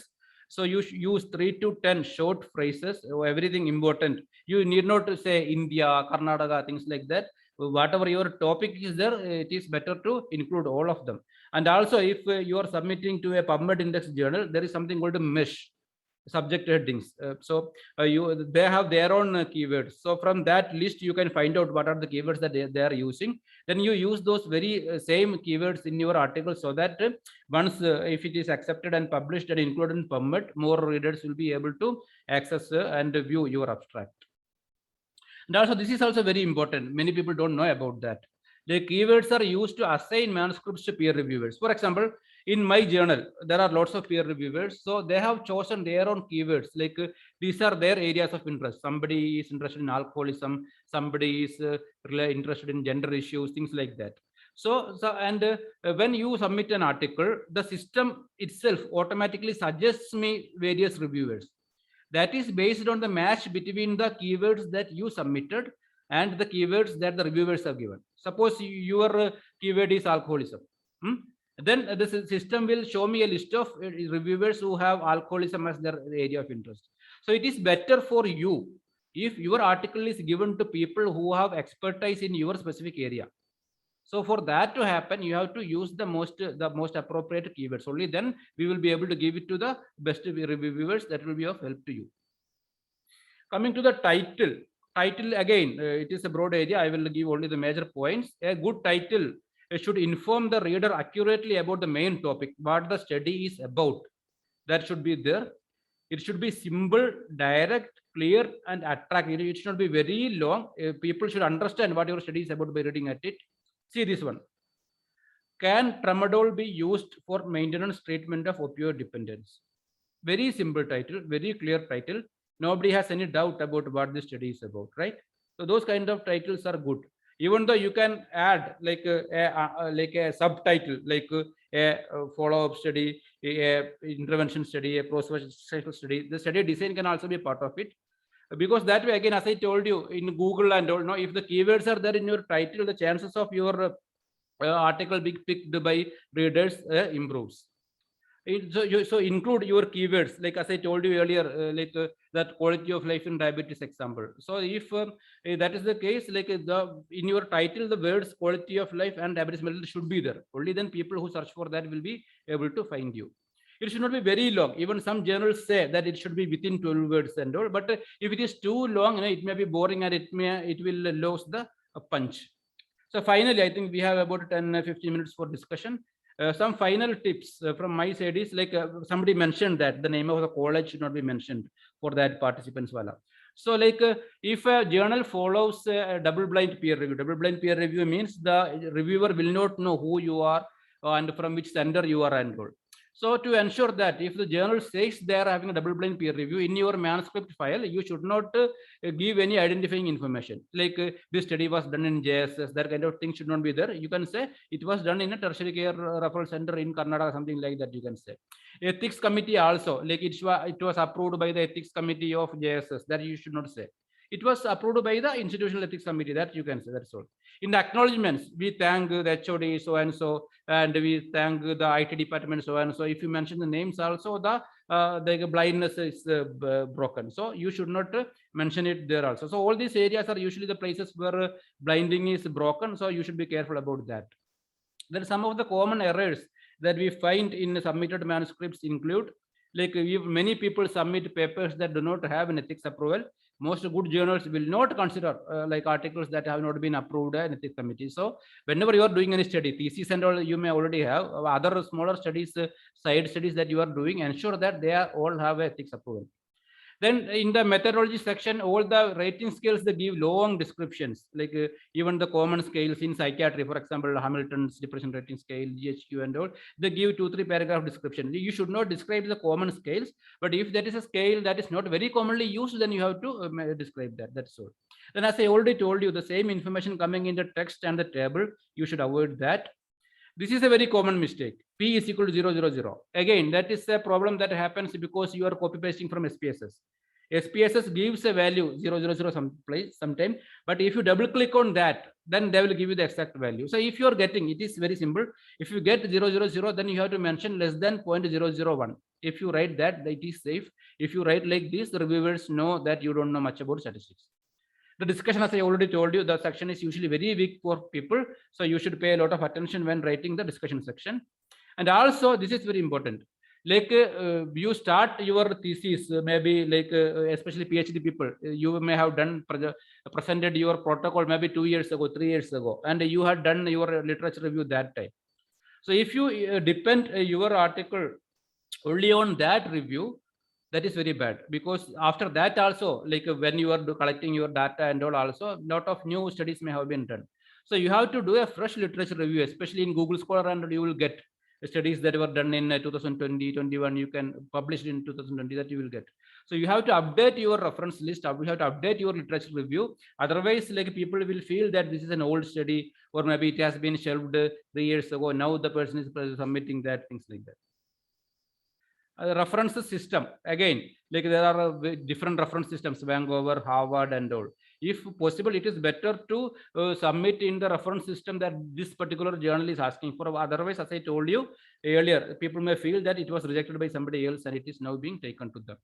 Plagiarism check you have to do, because most of the journals, they before sending for peer review, they will do a plagiarism check, and if they catch you, that is very bad. If you check it yourself and if you find any overlapping areas, you reframe those areas and reduce the plagiarism accordingly. You have to pay a lot of attention to the language. I will not cover that because of the time constraints. I will share you some links, like a lot of basic errors using very hi-fi complicated words, or having very long complicated sentences, things like that you have to avoid. This is a YouTube channel that I built last year. There are about 10-12 videos. It is called Research Workshop. So in that, especially on the language use and all, you will see some of my presentations at your leisure. You can watch those videos. Research Workshop. Thank you. I think we can have some questions now. Thank you once again. I will stop the screen sharing.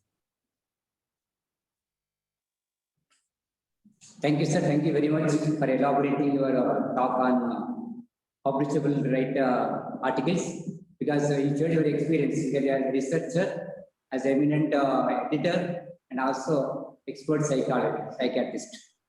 And you covered most of the topics, like selecting journal. That is very, very important for us, sir, because so many faculty members, they will prepare the articles, but to who, which journal we should send. This is a difficult one. And also IMRAD, that is actually very, very important topic, sir. Introduction, materials, methods, results and discussion. Because most of the PhD scholars and PhD scholars, they should follow this one. And journals, they differ from this one. Because some journals, they wanted IMRAD, some journals, they wanted different formats. But even though we got a good knowledge, especially you have mentioned the difference between the introduction and literature review. That's very important, because most of the writers, they may confuse what to write in introduction and what to write in literature review. And later also, you may results. Sir, and so there are 3 questions, sir. Is it true that the keywords should not be same as that mentioned in the title? No, you can repeat whatever is there in your title. You can repeat in the keywords, but there should be additional keywords also. If both contain the same keywords, it may not help you, because in the title you have only 12 words now, and there you will also have to some non-keyword words will be there. So in the keywords, you be very precise and use some extra words so that the readers don't miss you. The other question is not very clear to me. Can we follow the same format in journals which ask my study, my way of publishing? I didn't get it. What exactly was? Clear, sir. Just one more question, sir. Is ethical approved mandatory for review papers, opinion papers, short communications. No, short communication may be, because whenever you are involving humans or animals, then you need ethics approval. Review you don't need, and also like a viewpoint and all you don't need. Even case reports you don't need. But and also like if you are doing a chart review study, you are not assessing your patients for that maybe, but for the past 5 years, what kind of patients came to your center, that kind of study you don't need ethics approval. But if you are doing any like assessment of the humans directly, then you need ethics approval. Even short communication can be a research paper, right? So Yes, it is not based on the length, it is based on the kind of study that you have. Thank you, sir. And another question, how to write and publish a hypothetical study? I didn't get what exactly is meant by that hypothetical study. Hypothetical study, like we are making one the hypothesis. We are not conducting research, that is not clinical research, not other research, only like a literature. You are like you are only postulating a hypothesis, like that is kind of a viewpoint article. Okay, sir. Now, so what is the question? Like, sir, how to write and publish a hypothetical study? No, I don't know. Hypothetical study, I didn't get. Hypothetical, as you said, like some hypothesis they are postulating, that will come as a viewpoint or letter or things like that. That you can do. Hypothetical study, I am not very not familiar with the term. Right, sir. And the question is, are clinical case reviews and presentations are equal weightage of research research studies? Just a minute, sir. Clinical case presentations, clinical case reviews, is it having equal weightage of research work? No, like that keeps on varying, like depending on which board you are trying to impress and all. Like for example, for doctors, for NMC, what they are saying is now case series is good enough. Case series is like considered for promotions, and also systematic reviews are considered for promotion. It need not be research reports only. Okay, this is question for PhD scholars. PhD scholars, I don't. That will keep varying depending on the field. That you have to look up your field. Okay. I am not familiar with the criteria for other fields actually. Sir, in the title, is there any maximum words? 50 words like that? No, yeah, 12 words. Like many journals say 12 words, 13 words and all.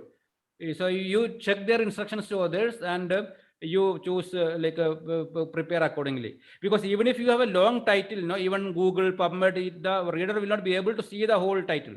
They will be reading only a part, so they will not get an idea what your study is about. So it is better to make it like a 10, 12 words and say what you want to say within that space itself. Some articles may be area specific, like Tamil Nadu or Kerala, etc. How to publish it to get affect global audience? How to publish to affect to make it to take it to the local audience? Global audience. Global audience. There are some specific articles in the areas like Tamil Nadu, Kerala. Articles will be there. And how to publish it to affect global audience? Okay, so basically the question should be of relevance to like a global audience.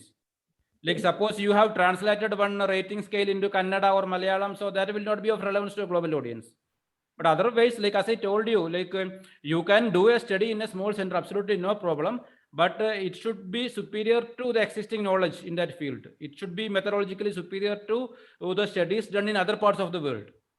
In that case, you can submit it to any international journals. It will be of interest to global audience. So that's I think that the point is clear. Thank you very much, sir. And you have enlightened our knowledge regarding publicable articles, because so many will like articles, but all articles have been published because of some lacunas. So today you made a very easy to write articles and adding some discussion. Sir, one more I want to ask you, sir. Discussion point. In discussion, whether we need to write other researchers people's what work they have done and our work, relationship between the other work and our work. It is quoted there. Okay, my work is this, and our results are like the same like previous work done. Other centers, and there whether you should quote it that there here reference number of that work. No, you have to compare. You have to compare your findings with the previous studies. So which all studies agreed with your findings and why? Which all studies differ with your findings and why? All those explanations you have to give, because the sample was different, the tool used was different, the time was different, whatever thing. And also you can say why your study is superior to their study. So that may be one reason why you got a better study. But there is one important thing here, because you should not be criticizing any particular study a lot very harshly. Okay. Any previous research, because what happens is the editors, what they will do when they are choosing peer reviewers, they will be giving this paper for review to people who have already done studies in the area. So maybe if the peer reviewer is the person about whom you have done a lot of criticism, then you are rejected for sure. So that kind of mistake should not happen to you. So you should study the, you can very mildly like put that your study is superior, but harsh criticism should be avoided, because at least for this particular reason. Sir, what is the difference between commentary and short communication? Okay, a short communication is, again, these are all very loose terms used very differently by different journals. Short communication is usually like brief communication, brief research and all. They are all research papers only, but they are maybe within 2000 words, not very long. Maybe you have done a file review, a chart review, or maybe you have done a small online survey and all. So you will not be able to present that in maybe 2500 words, 3000 words and all. So you are presenting it as a short communication. In our journal, we don't have a division. Even whatever, even if it is 1500 words, we may consider it as an original paper. So there is a general wise difference. Commentary is different. Commentary may be of 2-3 types. One is you are giving a commentary about some of the articles the journal recently published. Suppose the journal recently had a special issue on alcoholism. So you have some criticism of those papers as a whole. Then you can write a commentary. Or you can write a commentary about any issue of current relevance, maybe COVID vaccination. What is wrong with the India government's COVID vaccination policy? So that you can write as a commentary. So commentary can be of different types. That is entirely different from short communication. Short communication is usually a research paper, while commentary is not a research paper. Thank you very much, sir. Thank you for sharing your experience knowledge regarding how to rate the articles for publication. Sir, there is one question about the qualitative study. Qualitative study is important. Only thing is you have to use the corresponding checklist. There is a checklist called correct for qualitative study. You should follow that. And most of the other points are relevant for qualitative studies also. Yes, sir. Okay, thank you very much, sir. Other speakers are waiting, sir. Yeah. Okay. Thank you very much. Thanks for the opportunity. Thank you, organizers, for giving me opportunity for moderating this session. Thank you very much. Over to Dr. Ravi, sir.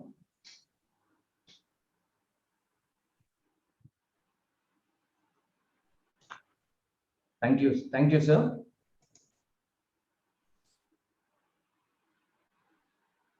So now I request at this outset, I request Dr. Dilip Ravi to take over the session, the second session. Over to you, sir. Thank you, Dr. Vijay.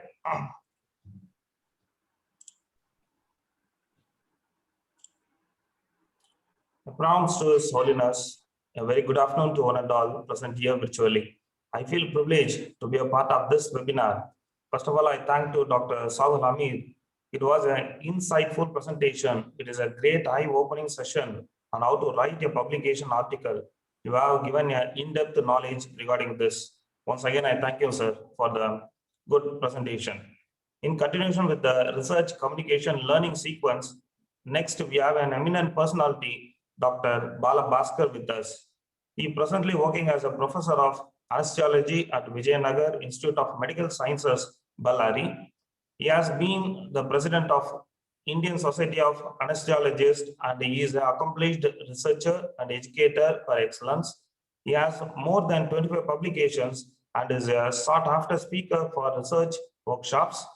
I hereby welcome you, sir, for delivering your presentation. Over to you, sir. Thank you.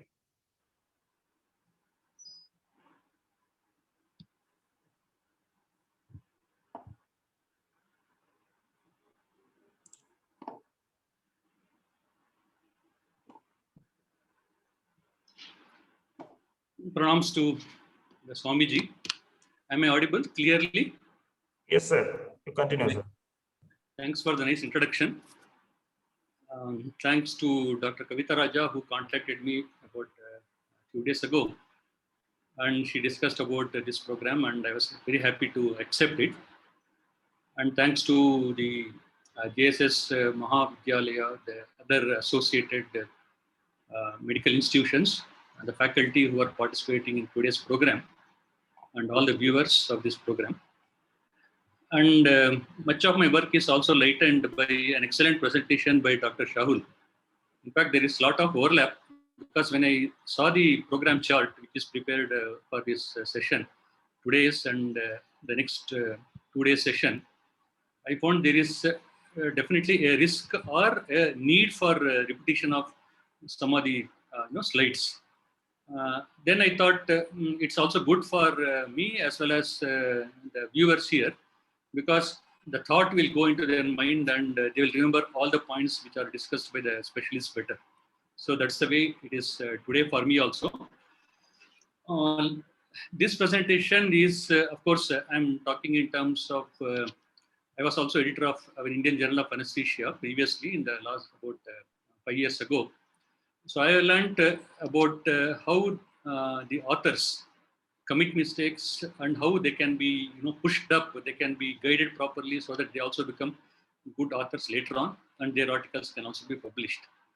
So my focus today is on those people who have got difficulty in submitting articles, article which is publishable, and have given some examples from journals which are open access journals, and it's purely for educational purposes. I'm not trying to find out mistakes because they have been published already.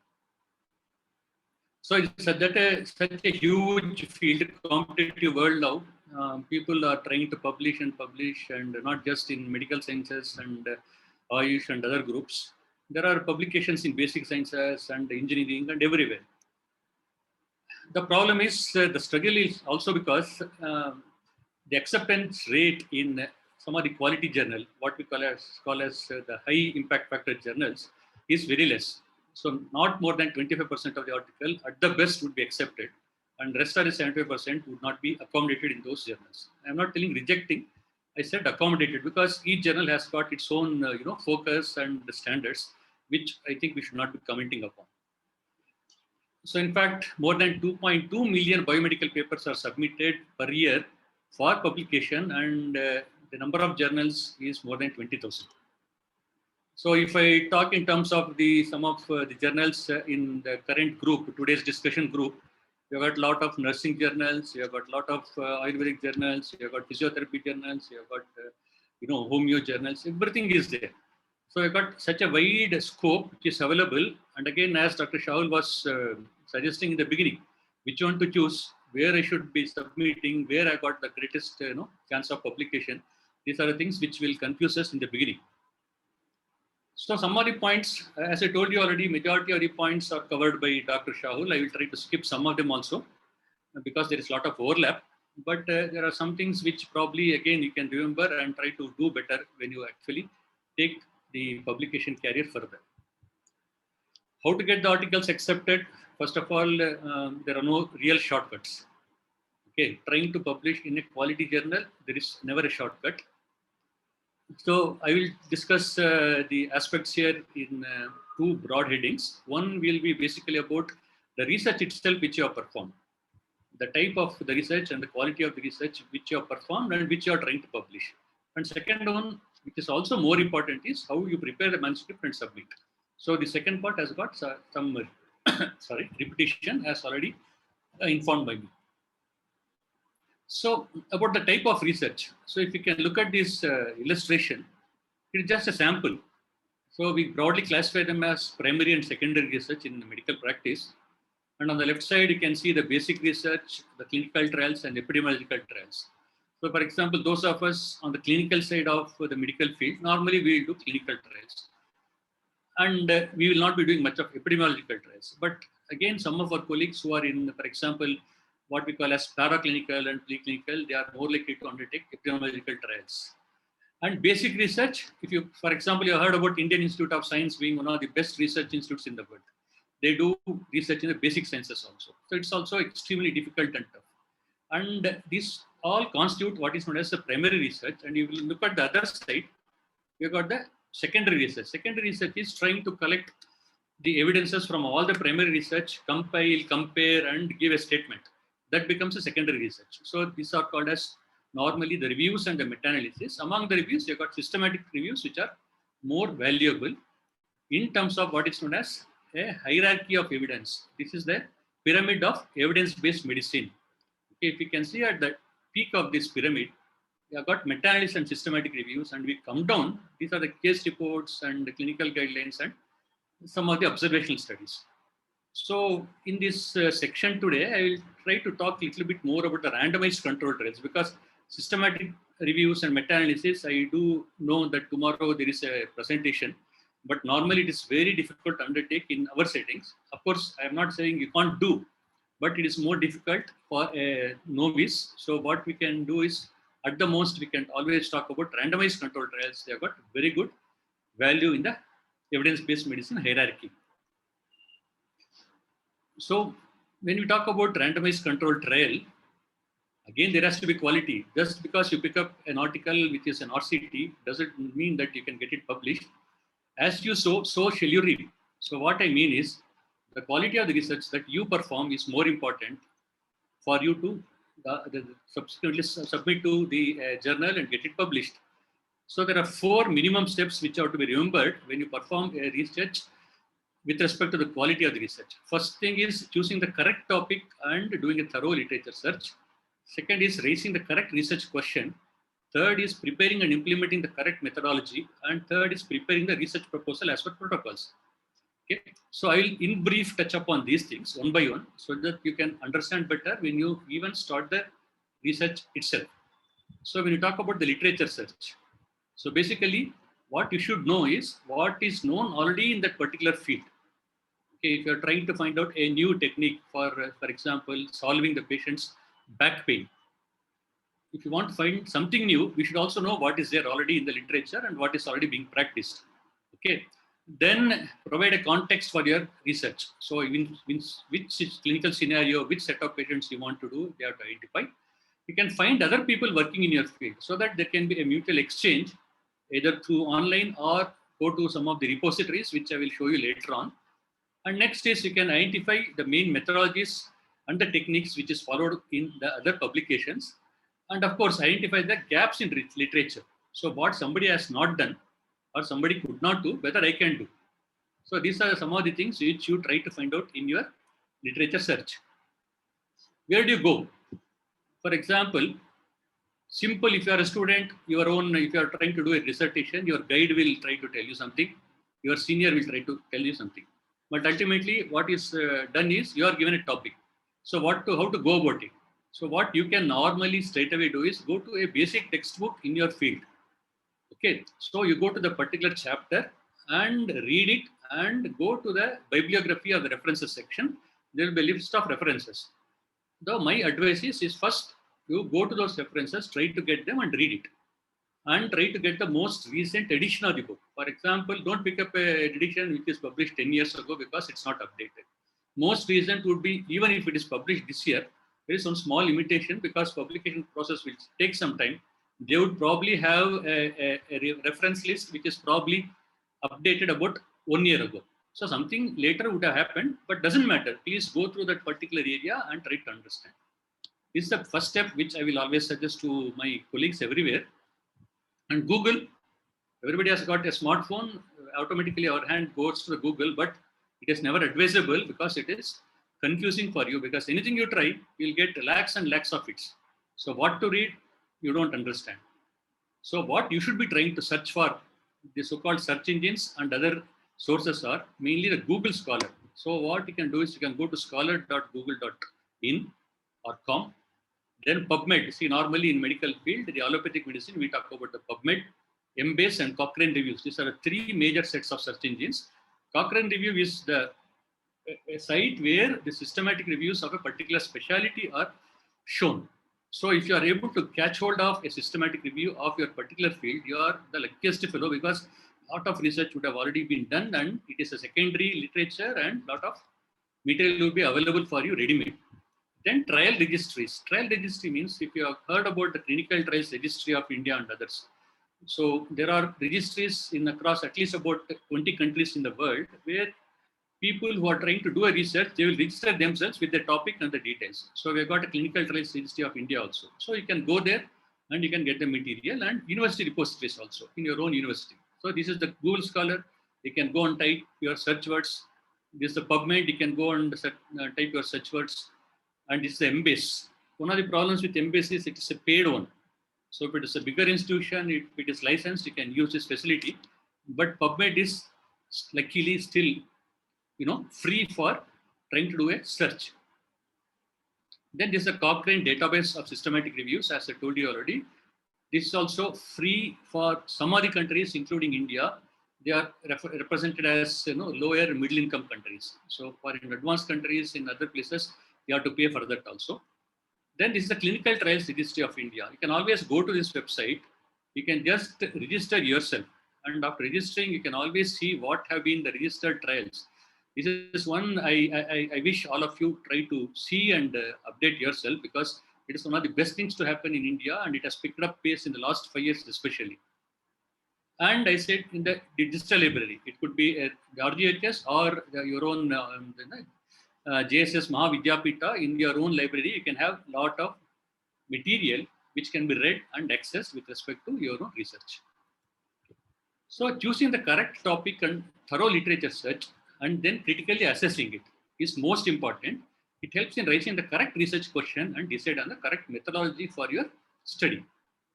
And also one advantage is, as I told already, there can be limitations in the previous evidences, and your planned research, because you are ready to undertake it, you can improve it, and better validation for your results can also be obtained. The second one is raising the correct research question. See, whenever you start a research, you want to find out something. So that I simply refer to as research question. So you want to see that a disease condition improves. You want to see that a patient's pain comes down. You want to see that the patient's blood pressure comes down. You want to see that the patient's blood sugar comes down. An investigative report becomes better. So these are some of the things which you talk about. So we have to decide beforehand which is the best research question in this particular research which I am undertaking. So for this, we have got a mnemonic. Okay, this mnemonic is called F-I-N-E or FINER. Okay, so F stands for feasibility, I is for interesting, N is for novelty, E for ethically correct research, R is for relevant. So for example, if you are trying to do a study in the JSS, the Physiotherapy Institute, I got a small example of a title here already published: comparison of hold relax technique and active release technique in shoulder impingement syndrome. Okay, so I want to undertake this. So if you want to do this, first of all, you should decide whether is it feasible to do in your institution. Okay, first of all, in terms of the numbers, do you have enough number of patients attending to your outpatient with shoulder impingement syndrome? If you are getting only about 1 patient per month and you want to say, I want to do 50 cases in a matter of 1 year, is it possible? It's not possible. And also whether you have got all the help with respect to the examination of the patients, investigations of the patient, patients monitoring, follow-up of the patient. So these are all referred to as the feasibility factors with respect to that study. So whether it is feasible to do in your institution, you should first decide. It's not your individual decision. You have to consult your guide and you have to consult your institution and others, then decide. Then number 2 is whether it is interesting. Interesting means it should be interesting for you to do it. So just because somebody says, please do it, nobody has done, so it cannot, because only an interested person will be able to do a thorough justice to the topic that is chosen, and it can be taken forward also. So it should be interesting to the researcher, very important, and it should be novel. N for novel means novelty should be there. Run of the mill, somebody has done and there has been hundreds of publications in a field. There is no use doing the same study in your institution again. So definitely outcomes are not expected to be different. It will be similar to whatever has published already. Number 1, it's not going to change your practice also. Most important, as we are discussing today, it will not be published at all. So these are the problems if it is not novel. Next is ethical. Of course, ethical considerations are always there. Don't try for the sake of publication something new, because if it is unethical, you are not supposed to do. Okay? Ethical in terms of the patient's safety and every factor. Finally, it should be relevant to the practice.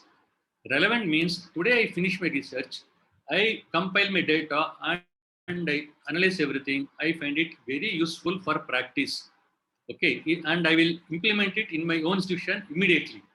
So this is relevant to the practice. So which is relevant to the practice only, something like that you have to choose. Don't again choose something which is very unusual. You don't choose a disease which is, for example, endemic in Mediterranean and try to say that I'm going to do it in Mysore. Okay, that's not the way you take it forward. Secondly, so when I said that finer criteria, the finer criteria is like preparing a cricket pitch. Okay, we have done everything, identified everything. Now we have to frame certain rules and regulations. So these rules and regulations with respect to the implementing the correct methodology is again referred to by another mnemonic called PICOT. So if you can see here, P represents the population, I represents the intervention, C represents the comparator, O represents the outcome, and T represents the time. So what is it? So again, going back to the same title, possible research title, P. Again, P is it represents the patients or the particular group which you are trying to choose for the research. Okay, whether, as I told you already, the patients are identified in terms of the disease, in terms of the age, in terms of the sex and other things. Okay, that you have to identify. You may say, so I want to pick up patients between 20 years to 50 years of age. Okay, something like that represents the patients suffering with that particular disease. Then I represents the intervention, because I said I am taking an example of a randomized control trial where you have got at least two groups generally. The intervention group is active release technique, and a comparator group is normally a standard technique which is done in that particular area. It's called hold relax technique. And O represents the outcomes. What could be the outcome? So I can at least guess, because I'm not a specialist in physiotherapy. I can guess it's a pain relief and the stiffness of the joints that are involved. So what we should always say is, what is the outcome you are looking for? Pain relief in terms of visual analog scale. So that can be taken as the outcome criteria. We also call it as primary outcome criteria. There can be others called as secondary outcome criteria. And finally, T is the time duration of the research for that particular patient. Okay, for example, the frequency of follow-up and the duration of the follow-up for that particular patient. For example, at 0 time, you have examined the patient. 10 minutes after one of these interventions or standard management, 4 times a week and after 4 weeks. So this is the way you try to find out the PICOT for the patient. Okay. So I told you about what is known as finer and PICOT criteria for you to decide to take up a project. And this is a short list. So if it is done, these are identified, half your job is done with respect to the preparation of the study topic. So you have prepared this much. I am taking you step by step. Imagine that I am the researcher. I would have brought to this level. Then what I should be doing is, this research I have to create a proposal. Otherwise, it's called as synopsis for the dissertations. So you have a format which is preferred by the university. You enter everything. Okay, and this is generally given to the university, to the ethics committee. Okay, and when you submit this, basically you can take guidance from some of the international statements. So Dr. Shahul also showed some of these in his slides. So basically, when I talk about the randomized control trials, we have got what is known as consort statement, consolidated standards of reporting trials. I don't want to go into the details, but everything from the title to abstract, introduction, methods, randomization, 25 points are covered. So these are the ones which have to be picked up when you have completed your research and you want to submit for publication. Similarly, this is another option. This is again not at this point of time. This is normally part of the publication, where you represent the whole flow of the study from the time you have assessed the patient for eligibility, subjected him to the study, then you have followed it up for the results, then tried in terms of numbers to analyze the patient. So if you have submitted an article for a journal, okay, if you have created a flow diagram like this, the editor will be very happy. Okay, This is not applicable to even randomized control trial. You can also do for observational studies, a flow diagram.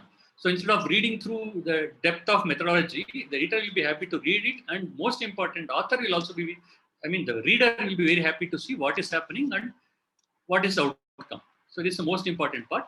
So I will not go into the details again. I will suggest that you go to this website called equator-network.org, where there is a statement for all types of research, randomized trials, observational trials, animal trials, everything is available. You please download them and read. So you may not understand the first time, but you can understand better as you go forward.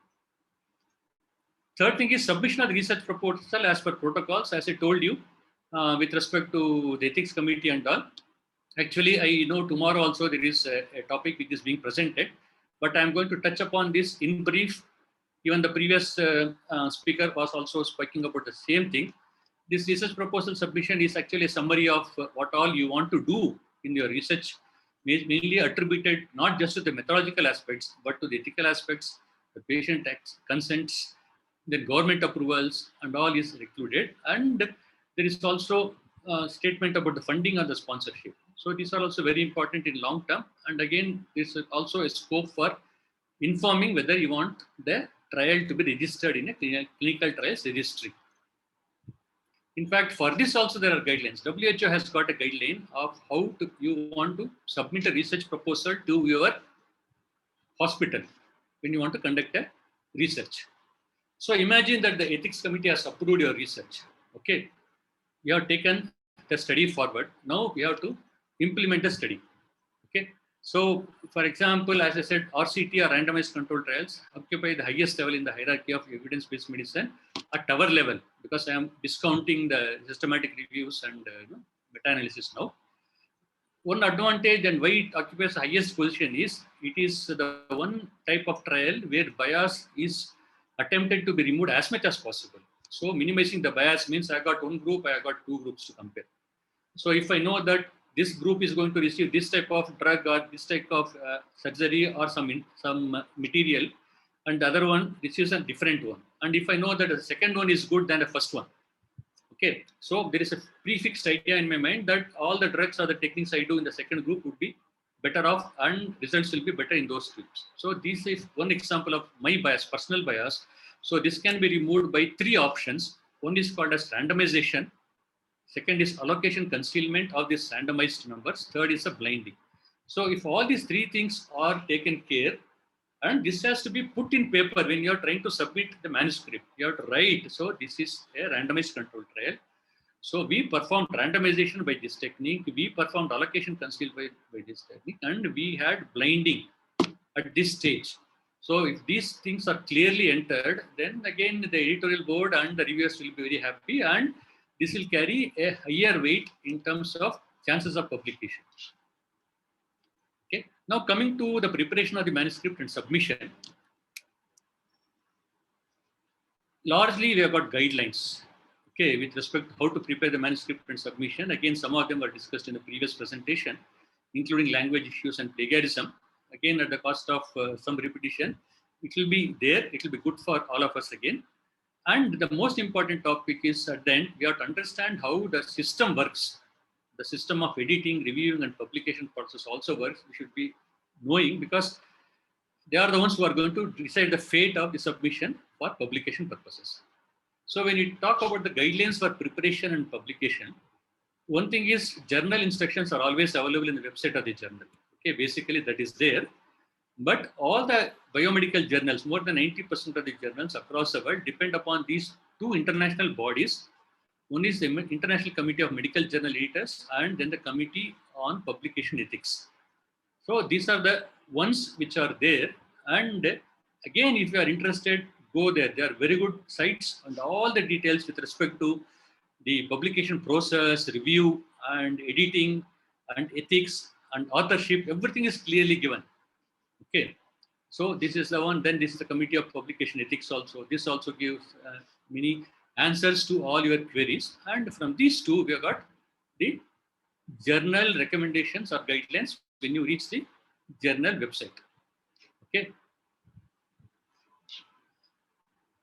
So the research results are more likely to be reproducible and acceptable for publication if the above recommendations are followed. This is a standard statement that is used everywhere.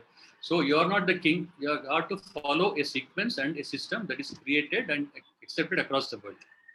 And even when there is no clear novelty in the study. So this is my personal experience, and both as an author and as an editor also, and as a reviewer. So if there is a run-of-the-mill article, when I said even if the topic is not innovative, if I have done my methodology and if I have done all the things and put it in the manuscript as per the recommendations and guidelines, there will be no hesitancy on the part of the editor to accept it majority of the times.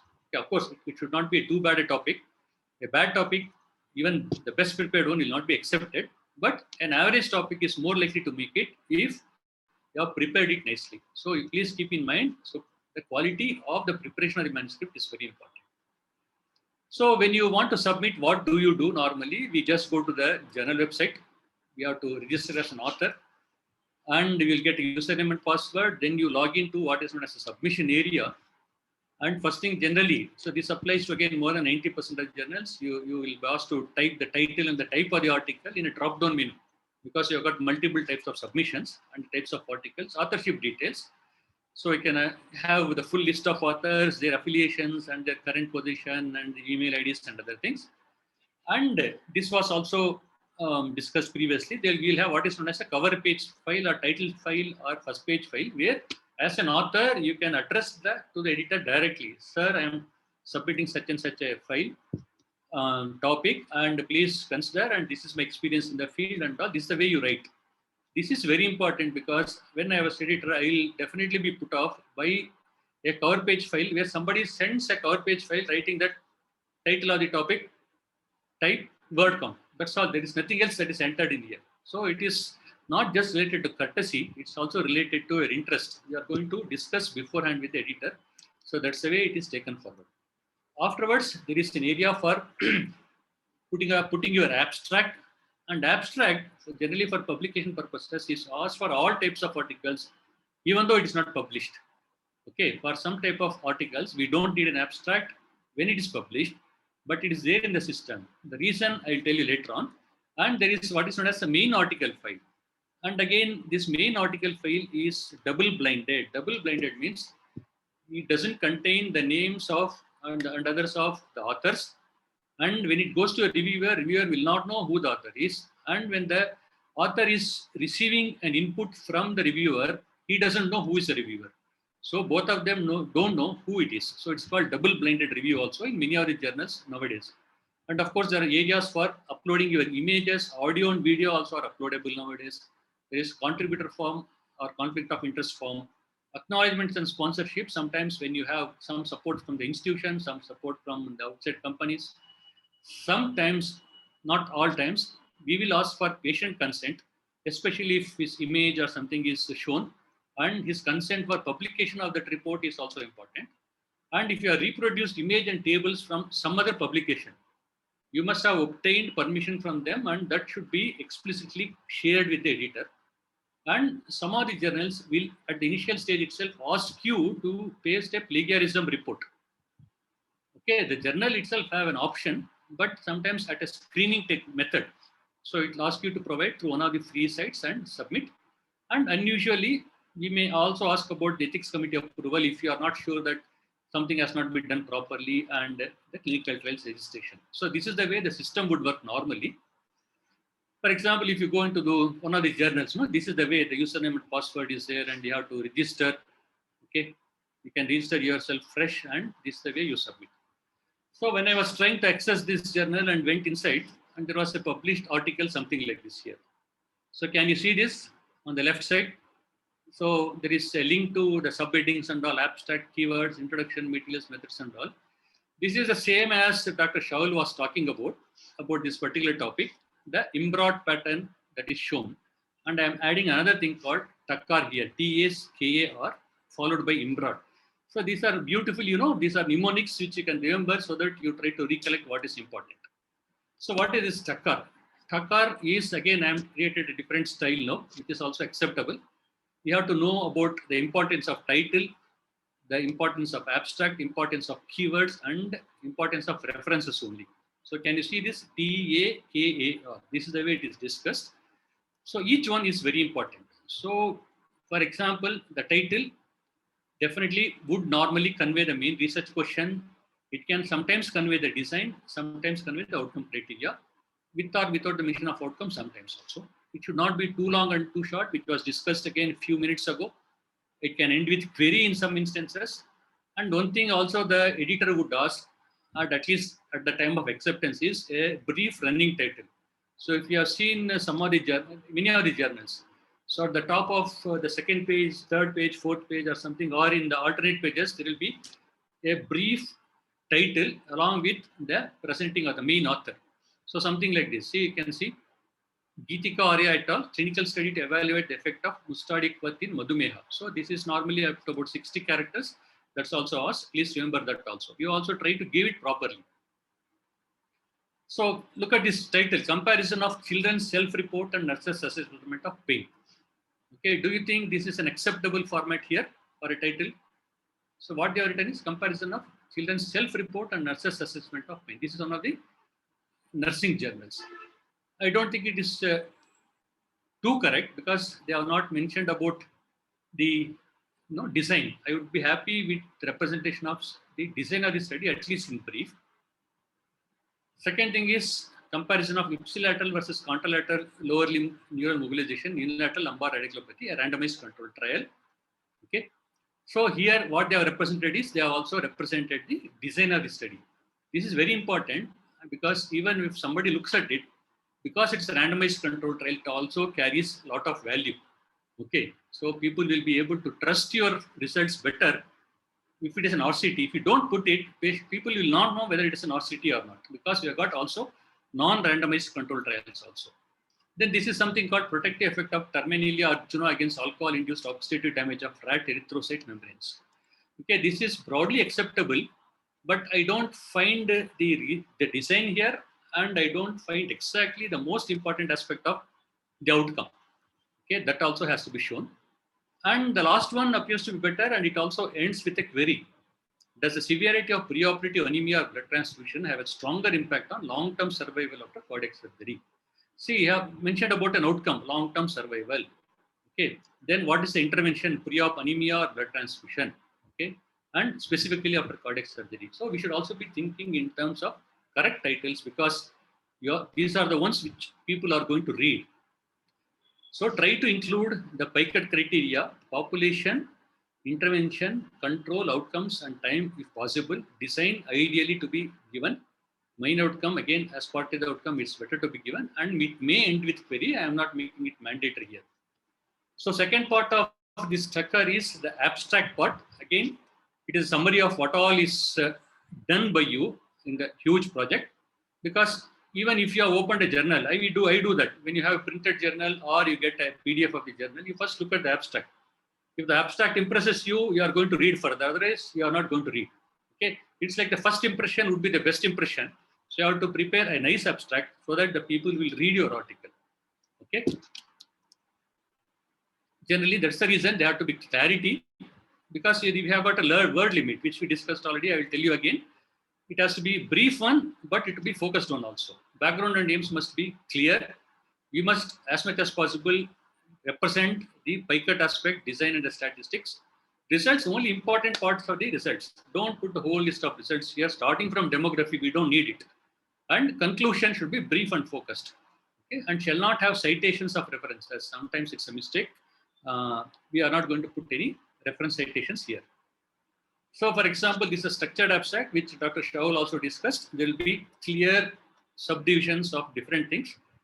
And they say normally 250 to 300 words are not expected to be crossed. Then with unstructured abstracts, normally for case report and review, so it's about 150 words. So there are no subheadings, if you can see. But going further, okay, at the bottom, you have got these keywords, okay? How to get them? So I'm slightly giving a little bit more information here. By definition, it represents the most frequently used academic words or the phrases in the article. Sometimes it could be a phrase which is widely accepted of about 2 to 3 words also. And one thing is, when you prepare the keywords, Okay, these keywords, if somebody reads, he is going to put this. If he is using a similar keyword and is putting in the search engine, okay, he is likely to get your journal among the top journals. Okay, so that is one advantage, that you have to use the right keywords. For this purpose, there is a website called Mesh, MESH, which is part of the PubMed. Okay, I will show you in brief the website only. So generally 6 to 8 for an average publication is required. If you use a wrong keyword, the opposite happens. So people, there will be poor hits when they search. There will be poor citation, because nowadays we cannot say, no, we are into internet era. So everybody goes to the website only. If you type something, okay, if you are done correctly, your article will open. Otherwise, it will not open. So this is a sub window is associated with the PubMed website. It is called medical subject headings, MESH. Okay, there is an area called mesh and demand. I will not go into the details here. It's what is known as mesh on demand. If you click on that, and if you paste your material, your write-up, if you paste there, you can get a list of the keywords. It not be that 8 to 10, you may get about 20 to 30 keywords, and you should use your knowledge and discretion to bring it down to that 8 keywords and use them as a keywords for submission to publication. Okay. So finally, the TAKA R is the referencing part. R is referencing. First, most important ethical aspect is you are trying to acknowledge somebody else's publication because he has done a hard work. So we must acknowledge somebody's good work that is done already. They also act as sources of information, and you are also trying to pick up some ideas from the study. Okay, that's the way referencing is there as per the tradition. Okay, advantages are it helps the reader to interested reader also. So I have read an article, I got some doubt. I'll go to the end of the chapter, that particular published article, go to the references, pick up that, try to see whether the what is there, verify the methodology, verify the data on discussion, and I will also be able to raise new research questions, and helps in avoiding plagiarism. This is most important aspect. Plagiarism. So that has been an innocent happening in India for many years, because many of us don't know about plagiarism. We just copy paste from other published material. So, but it is not allowed in the publishing industry because it's just like copy. So how many references, how they are arranged and all. So generally references, we have a number for each one of the published article. Majority of the journals, we follow Vancouver style. Vancouver style is the number is given as per the order they are cited in the material in an ascending or consecutive order. Okay. Secondly, where it is mentioned. So generally references are mentioned mainly in the introduction, but it should be very few. Sometimes I have seen in the introduction about 20 references for a short introduction of only about 100 words. So it is not correct. This was also discussed by Dr. Shahul previously, because just you are trying to convey the background of the study, what you want to find out in the study in the introduction part only, along with some literature review. Okay, much of the citations are there in the discussion part. Okay, references in methodology are not normally there. They are only referred, cited there for some grading, classification of or a validated scoring system which you are using in your study. And it shall never be there in the abstract and conclusion. And very unfortunately, I have seen people adding a conclusion for the first time in the article and in the conclusion and in the last 1 or 2 sentences. Okay, so that is not accepted, because a conclusion is a conclusion of what all you have done. And how many? There are guidelines, for example, for randomized control trials. It's generally, okay, not average for majority of the journals. For randomized control trial, they will say you can have about 20 to 25. For a case report, you can have about 10. For a letter to editor, you can have about 5 to 6. Okay. And for generally systematic reviews and meta-analysis, there is not a limit because they are huge projects. Okay. Approximately, it will be about 1 reference per 100 words published. Okay. Then style of referencing is also mentioned in the guidelines. That also counts a lot when you're trying to submit an article for publication. You just go to the journal website and all and try to see. There is a different style for the textbooks, journals, for example, and the monologues also. So for example, this one is for the journals, basically. Then this one is for the textbook per se. Okay. Then this one is for an online access. So whenever you are done an online access, you are expected to mention the date of access of that online resource. because you would have accessed something about 3 months ago. Yes, you would have seen perfectly, it would be a good one. But due to some reason, when it is published and somebody is not able to find it. Okay, so you are not wrong, but you have to commit that it has been done previously. And the last one, it's called mid-archive. If you can see here, so mid-archive is a recent one which has come. One thing is, this is a repository of even the articles which are yet to be reviewed or in the process of review. Okay, so pre-COVID, it was the habit among our editorial group that we will not accept mid-archive as a reference. But what happened in the last 2 years, because of the extreme number of publications related to COVID, and there was no time for review also, and because there was a hunger for knowledge related to COVID, mid-archive has also been allowed to be shown as a reference. And a number of authors as part of the referencing is normally, there is a style and pattern. Generally, we don't allow more than 6 authors' names to be entered. Then with respect to the referencing, don't use very old references of 40 years, 50 years, 70 years, 80 years. Okay, that means you are not doing a research. Research is research, trying to do something new, but don't try to use very old references in your article. It should be within the last 5 to 10 years only. Again, coming back to in-broad, in brief, I will not go into the details. It has been discussed in broad already. The main article file will have all these things. The introduction, again, it's already discussed. It's purely about the purpose and summary for the study or the observation to be done. Brief background related to the study, and only about 4 to 6 references to be cited. And slight, a limited mention of the aims and objectives in brief. Okay, so this is the introduction. So if you can see, this is not more than about 100 words for an original article. Only about 3 most important citations have been done. Okay, this is very important. You should not be adding more than 10, 15 like that. And in the method section, now that PICOT thing will come into discussion, PICOT. What you are trying to put here is, first is the ethical aspects and all. You can say, this study is conducted in this institution without naming the institution, as already discussed. Ethical committee approval was taken. Then this was the registration number of ethical committee. Patient consent was taken with prior information which is shared.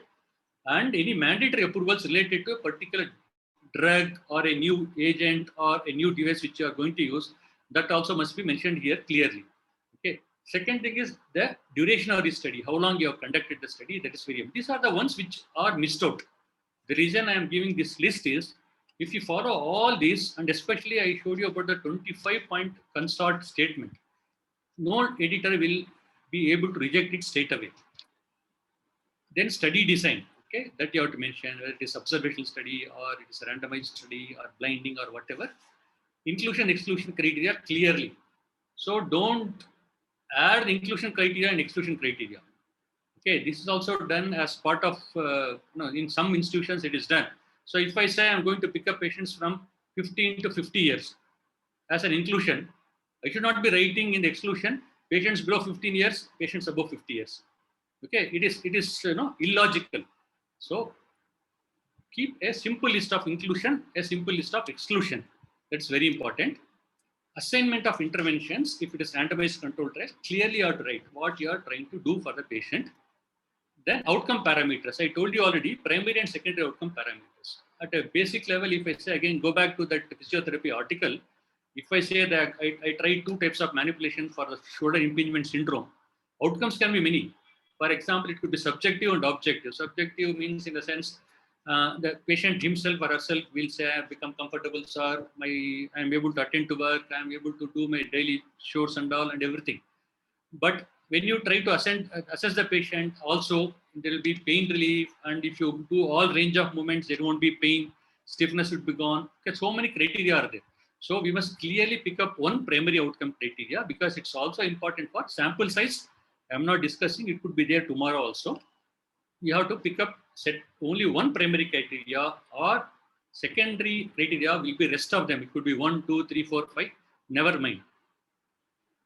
And you should also mention clearly in the written material. So we did randomization using this technique, using this software, this website. Okay, allocation concealment was done, for example, by what is known as snooze technique. Then we did a blinding. We did blinding for one person, blinding for the patient, blinding for the observer. So these are the methods which you must explain in the material.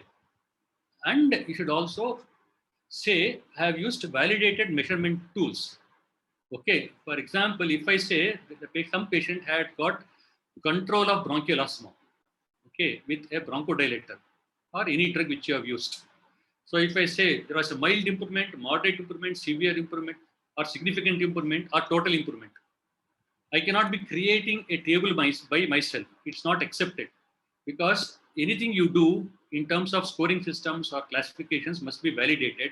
And validation with trying to do in 30 patients or 50 patients is not acceptable. For this, you need huge sample size, and there are some statistical tests to be done. Okay, this is not the forum to talk about this now, but just for you to understand, we should be using validated, published tools, not your own. Don't think you're the master of everything at this point of time. And data collection, you have done the study, then you have collected all the values and the data outcomes. Again, there is a repetition, but we have to mention the actual p-values. Okay, there is a habit. Okay, this is significant, not significant, like that. That should not be done. So you should write clearly. We took just in the methodology, you would have written p-value, for example, less than 0.001 is taken as significant. So if it is done, okay, but in the table or graph or wherever, you must put the actual values and leave it to the reader to understand its significance. Okay, that's important. And sample size calculation and must be clearly mentioned. I will not go into the details. And for the statistics, you must mention the software, the version that is used, and which are the categorical variables or which are the quantitative variables. In that, again, it doesn't fall into today's discussion. And the tables, graphs, and whatever are published, there is a number count which is there for all the journals. So you cannot be publishing 10, 20 images and other things. Okay, so there is a number which is recommended. And if you have used somebody else's material, you must also acknowledge, as I told you already. Next is in results also, there is one more problem. For example, if you are talking about, for example, VAS in terms of pain relief, if you are talking in terms of range of movements for the patient, and if you are talking in terms of improvement in the patient's lifestyle, if you take these three factors, that's the way you would have put your proposal, and that's the way you would have put it in your methods. I want to assess the improvement in terms of VAS. I want to assess in terms of increase in mobility. I want to check in terms of the patient's lifestyle. The same way, the result should be put. I should not be putting the improvement in lifestyle data first.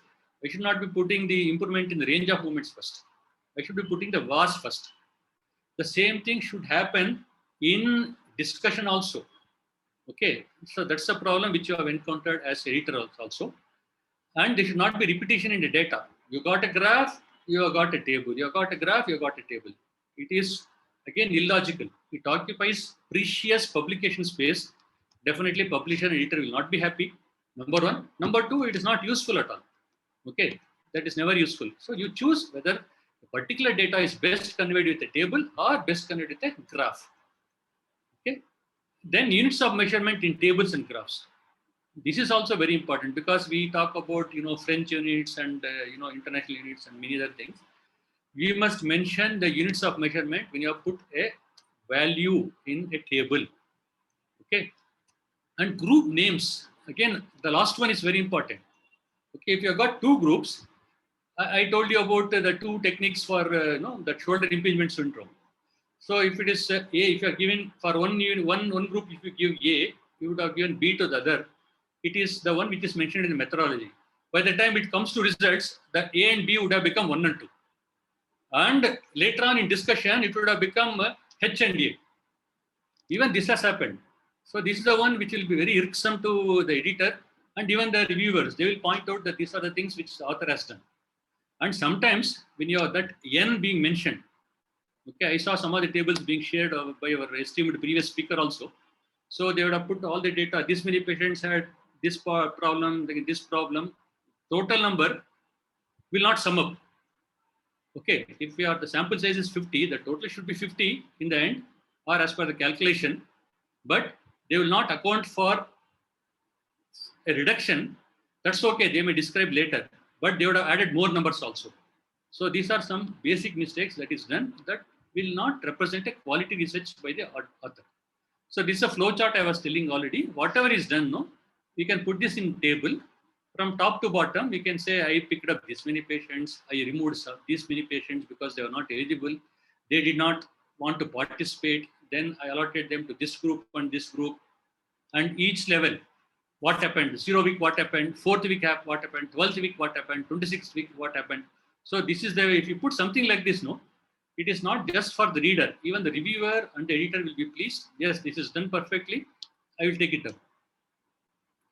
Discussion, again, I will not go into the detail. This has been discussed by our previous presenter very nicely. What is missing sometimes is, with clarity, comparison with previous work or relevant studies are not done. So this is very important. We must be talking about the previous studies, because it is never an original study majority of the times. Okay, you would have picked up some other material. We should acknowledge and say what is done by others, what is good with them, and what is different from our own current research also. Okay, and always mention the confounding variables in our article. Okay, the strengths and weaknesses of our study. Say I could not do that, and limitations of the study. That's very important. And practical relevance. When I say that finer, the relevance also should come in the discussion end. You should say, yes, this is going to work in practice. It's going to help the patients and the society. And future research direction. I have done this much. In my small group, 30 patients and 50 patients, I could not do this. Probably a future some other researcher would be able to do these things, and we can get better data and information. Okay? So it has to be very concise with respect to the volume of words and the number of words that is used. And conclusion, finally coming to conclusion, it should be very succinct. It has to match with the aims of the study. If your aim of the study is to say that the pain score will come down, that has to be mentioned here. Okay, there has been discrepancies in this aspect also whenever many papers are issued by us as editors, and unqualified statements and adjectives are avoided here. Again, just to cite, so our study provided excellent results with respect to the patient outcomes.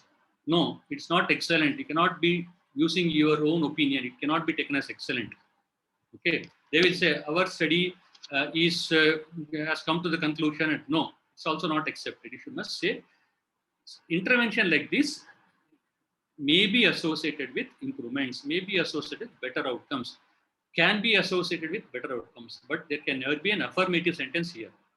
Okay, avoid conclusion not supported by data also. Don't say anything new, which you have not done the research for.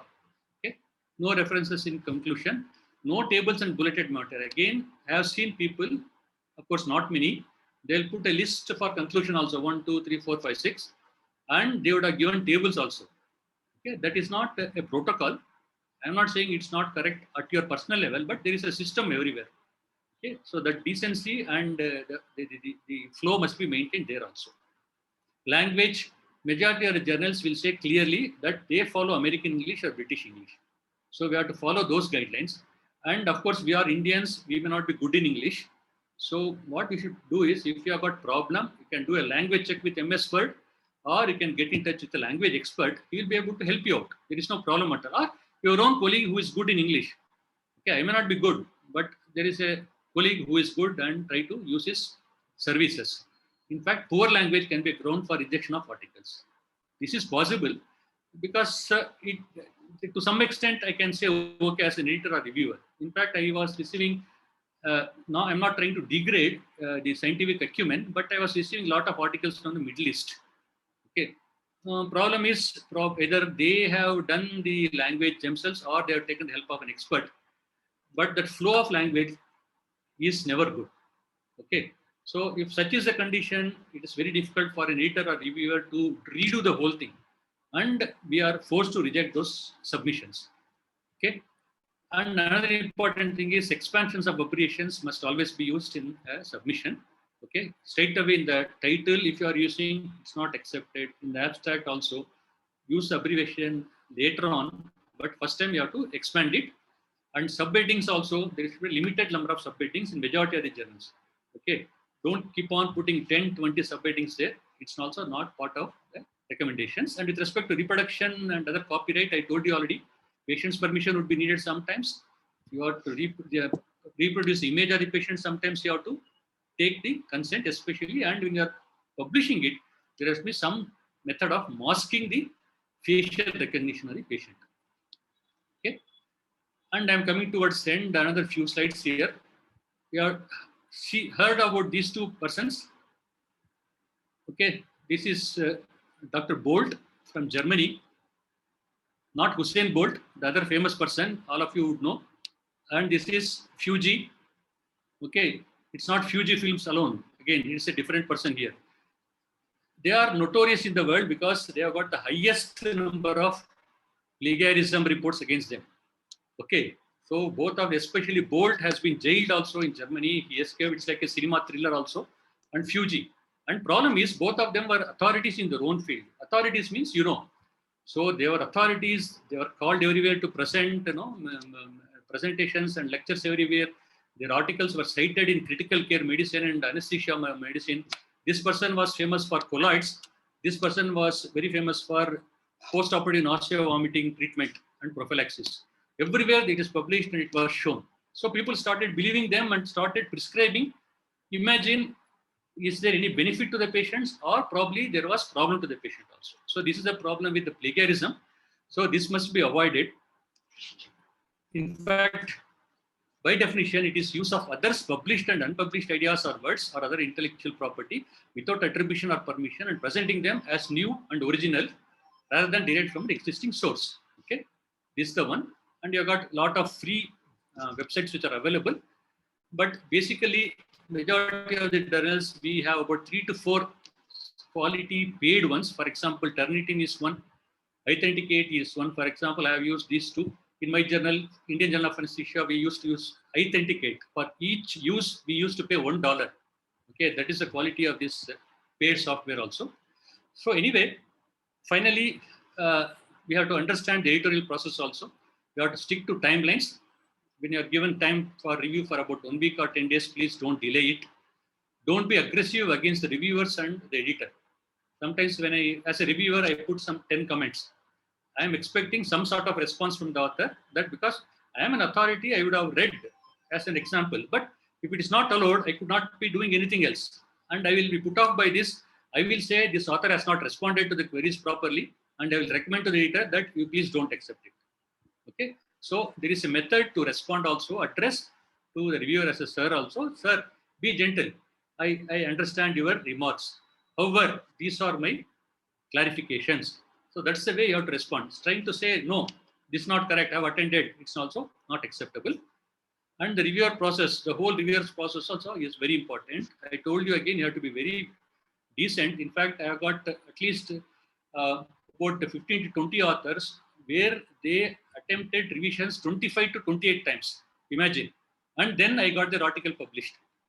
Okay, so that's importance of reviewing and importance of quality and importance of publication there. So for a beginner, again, don't attempt systematic reviews and meta-analysis. What I would advise is you try to write letters to editor and correspondence. Okay, letters to editor doesn't mean just writing a letter as a comment to some published article. It's also your own small experience or a case report or whatever is also accepted as a correspondence and letter to editor. Try to know the online system, review system, editing system, publication system. It will be accepted. If it is accepted, your language will improve, your academics will improve, and you'll become more confident. So these failures are generally the stepping stones to success, but you should always know that there are some common reasons for rejection. The study did not examine an important issue. Study is not of interest to targeted journal. It is not original enough, novel enough, and it is already done by somebody else. Layout and draft is very sloppy, very poor English, as I told you already. Sample size is too small, and study was uncontrolled, inadequately controlled. These are some of the examples. There are too many. But again, as I told you, failure is a stepping stone to success. So don't be pessimistic. So try to attempt everything. You might, after about 8 steps, you might reach here also. Okay. So this is the way we take it forward. Thank you very much for patient listening. Because this flow was required. I didn't come in between for responding to the questions in the chat box. Now I think we can take it forward with the permission of the moderator. Thank you very much.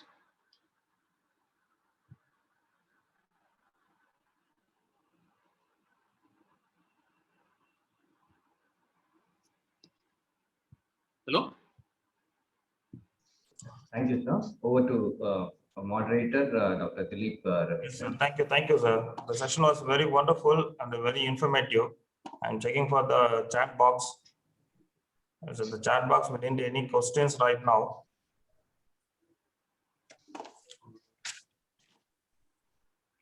There is a question in the question answer. Does plagiarism software matter in checking plagiarism? Type of plagiarism software, I think, is a question.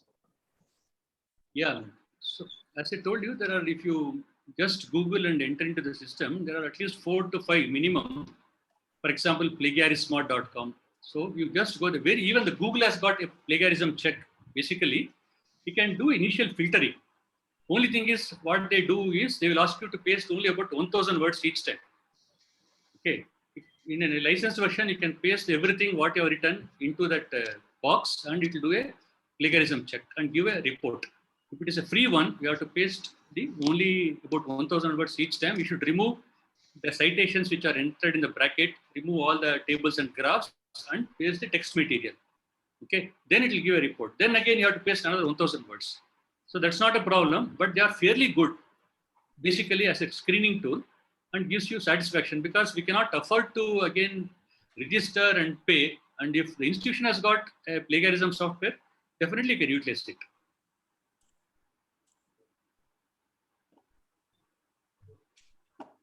So there's another question in question and answer. Is Yes. publishing an article in Web of Science lower than Scopus? You mean the importance or the value? That's what I think they mean indexing, whether the indexing site has value. Yeah, that's why again I will go back to the statement of Dr. Shahul. For example, Medical Council of India. I don't know about our Ayush colleagues and other specialties basically, and the Dental Council. We have got about 5 indexing agencies which are recognized by the Medical Council, where there is the citation index, in the sense which is a part of the ESI, which we call the Web of Science. Then of course there is PubMed, then there is Scopus, then there is the Directory of Open Access Journals. So these are some of the agencies which are accepted. So if the journal you are submitting to or is getting published, if it is not indexed with any of these 5 agencies, they are not recognized by the Medical Council for the sake of appointment and promotions. But my take is otherwise. My take is, don't worry about the indexing in the initial part of your scientific career. So you can submit to different journals, try to see that they are published, and you develop your own self-confidence. Okay, straight away telling that I am going to submit to a journal of high impact factor, it will be, I am not discouraging, they will straight away reject an article if you are not followed the protocol. Okay, so if you have got a very good scientific environment, it could be there in, for example, JSS Physiotherapy Hospital. If it is done, it will be good. But if there is a novice who is trying to do something for the first time, okay, trying to submit to the highest impact factor journal, it's be difficult for publication. I'm not discouraging, but it is difficult. So try to go to the next level of journals, publish it, then become confident, then submit to other journals. That's the way you should take it forward. What is it? Thank you, sir. Anything else? I'm not able to. Okay. Sir, one more. Yeah. Does a single author paper good for the field and the researcher? And add on that one, ideal number of the co-author in research publication. See, with respect to the authorship criteria, the COPE, I told you, the Committee of Publication Ethics and the ICMJ clearly have guidelines. Okay, and at the most basic level of definition, they say that if the authors are able to convince the editor that each of them have fulfilled the criteria as per the regulations, that's okay. That's a basic definition. Number one. Number two is, if you have heard about the Human Genome Project, it was an international collaboration about 8 to 10 years ago. They had participants from more than about 40 countries with more than 2,000 authors. All the authors were included in the publication. Okay, because all of them contributed in very significant amount. And if you think in terms of, for example, you talk about insulin, discovery of insulin in Banting and West, only 2 people were there. If you talk about Darwin, he was the only one person who talked about something. Newton was a single person. Okay, so they are called as seminal studies and researches. So they happen once in a while. But somebody trying to say, this is my research article, I have done it alone, is not acceptable in current times. It is physically, practically not possible, and definitely editor will not accept it. Okay. Sir, ideal number for the co-author? Ideal number for the co-author, generally what the journals, again, there is no uniformity based upon the type of the article. For example, if it is a research article, randomized control trials, which I am trying to talk about, I was talking about 8 to 10 is accepted. Okay. Okay. So if it is a case report, majority of the journals will say will not allow more than 4. Okay. If the 5th person is required, you have to justify it. And if you pressurize us, we will say it can be added under acknowledgements at the end. That so and so helped in the research along with the authors. Okay, sir. Thank you. Sir, one more. How long do we wait to hear from the journals after we submitted our manuscript? Okay, turnover is again left to the individual journals based on the load. If you see the recent predatory journals which were there in India, unfortunately they have come down in the last 5 years. I mean, last 1 year. One indexing agency, Index Copernicus, has been removed by the National Medical Council for medical fields. They had created a havoc, basically, given people from small sheds used to publish journals.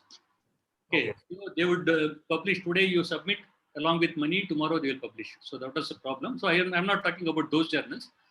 Standard journals, basically, they have a certain timeline also. And we as editor, for example, if I say as an editor, if I receive an article as an editor, I will always take maximum 1 week to just open that particular submission. And I will allot it to my associate editors, or I will take it forward. And associate editor is again can see it for about 4 to 5 days. Then reviewers we normally give about 12 to 15 days. Okay. Then it will go back to the author after 15 days, provided everything falls into place. It will take about minimum of 3 months to come to some level of conclusion, average. And it is not practically so. For majority of the papers, I think it will take between around 5 to 6 months for final acceptance, and publication will take about 8 to 9 months for a standard journal.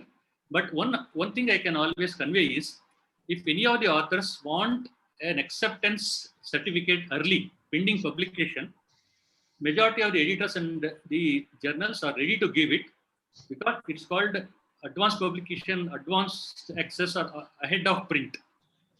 These are 3 different terminals, ahead of print. So they will not be given the page numbers and issue numbers, but they are accepted, and they are even put in the website for early viewing by the authors also.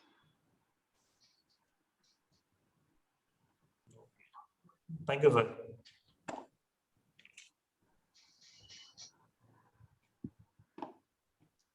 Is there any site or application for technical language in India? Somebody has asked. It is available in cities. English expert service is available. And Grammarly.com is a site purely related to English for all the purposes, not just for biomedical publications and other things. That's one thing which might help, but we have got experts available in big cities, and our own the publication agencies have English language experts associated with them. They do English language check. So that is there with bigger publishing agencies like Wolters Kluwer.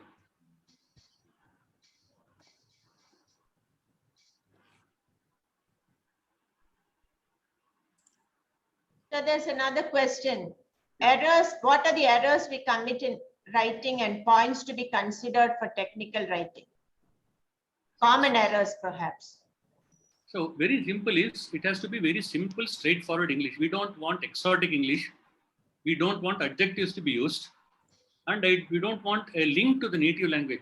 So on the lighter side, for example, in one of the submissions for me, an author from Delhi had written, there are 101 reasons for this event happening.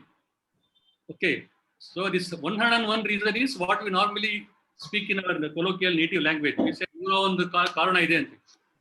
But Nura on the Karana anta helodu, it's a colloquial language which we speak amongst ourselves. It's not to be an academic language. Okay, so when we write there, you have to write clearly. So there are important reasons for something like this to happen. Okay, this is the one which comes with it. That's the reason I said you have to go up with a letter to editor correspondence and up when you want to submit articles. For example, an investigation is done. It's not accepted. An investigation is performed. Okay, so we have to give value to your own field, value to your own research. Okay, you don't give injection, you administer injection. Okay, you perform a procedure, you don't do a procedure. So these are the ones which you can learn as you go ahead in the thing. That's the reason you should have read the textbooks also. Majority of the standard textbooks use this standard English also. This is the scientific language or academic language, which should be taken forward, and no exclamatives and no adjectives. For example, Dr. Shahul was telling, there's excellent result and all, perfect. Nothing of that should come, never in results, definitely not in discussion. Patient had that, this and all. Okay, so please keep English simple, straightforward. Nothing will happen. Most simple language is enough. You are going to convey the results. You are going to convey the discussion part, what we found, what others found, and what is the reason for our finding, what is wrong in our study, what could be done better in our study. Very simple with respect to the preparation of the draft.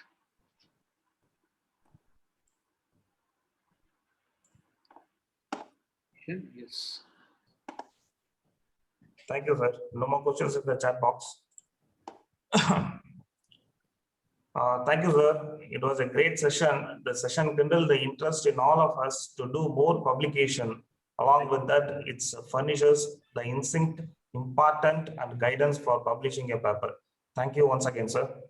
Today, two eminent and striking speakers made us to indulge input, which is much essential for any field to reach its maximum efficiency. Thanks for giving this moderate opportunity to JSS Institute of Health Sciences.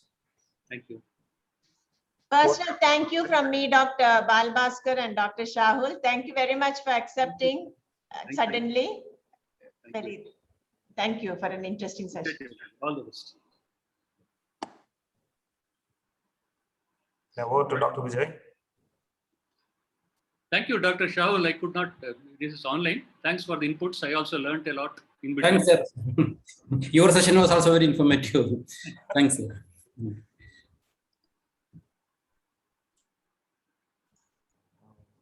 Thank you, sirs, and all the attendees. We have come to the end of the session today. So tomorrow again we have the second session at 2 o'clock. So we have two sessions tomorrow. One by Dr. Asha Kamath. She'll be talking on guidelines for reporting information in an article and choosing sampling methods for robust designs. And also at 3:30 we have a talk by Dr. Sangamitra, and it's on writing a successful grant proposal. So I request all the attendees again to attend the second session, and also please fill up the forms, the feedback forms, which is posted on the same day. Thank you all. Good evening. Thank you.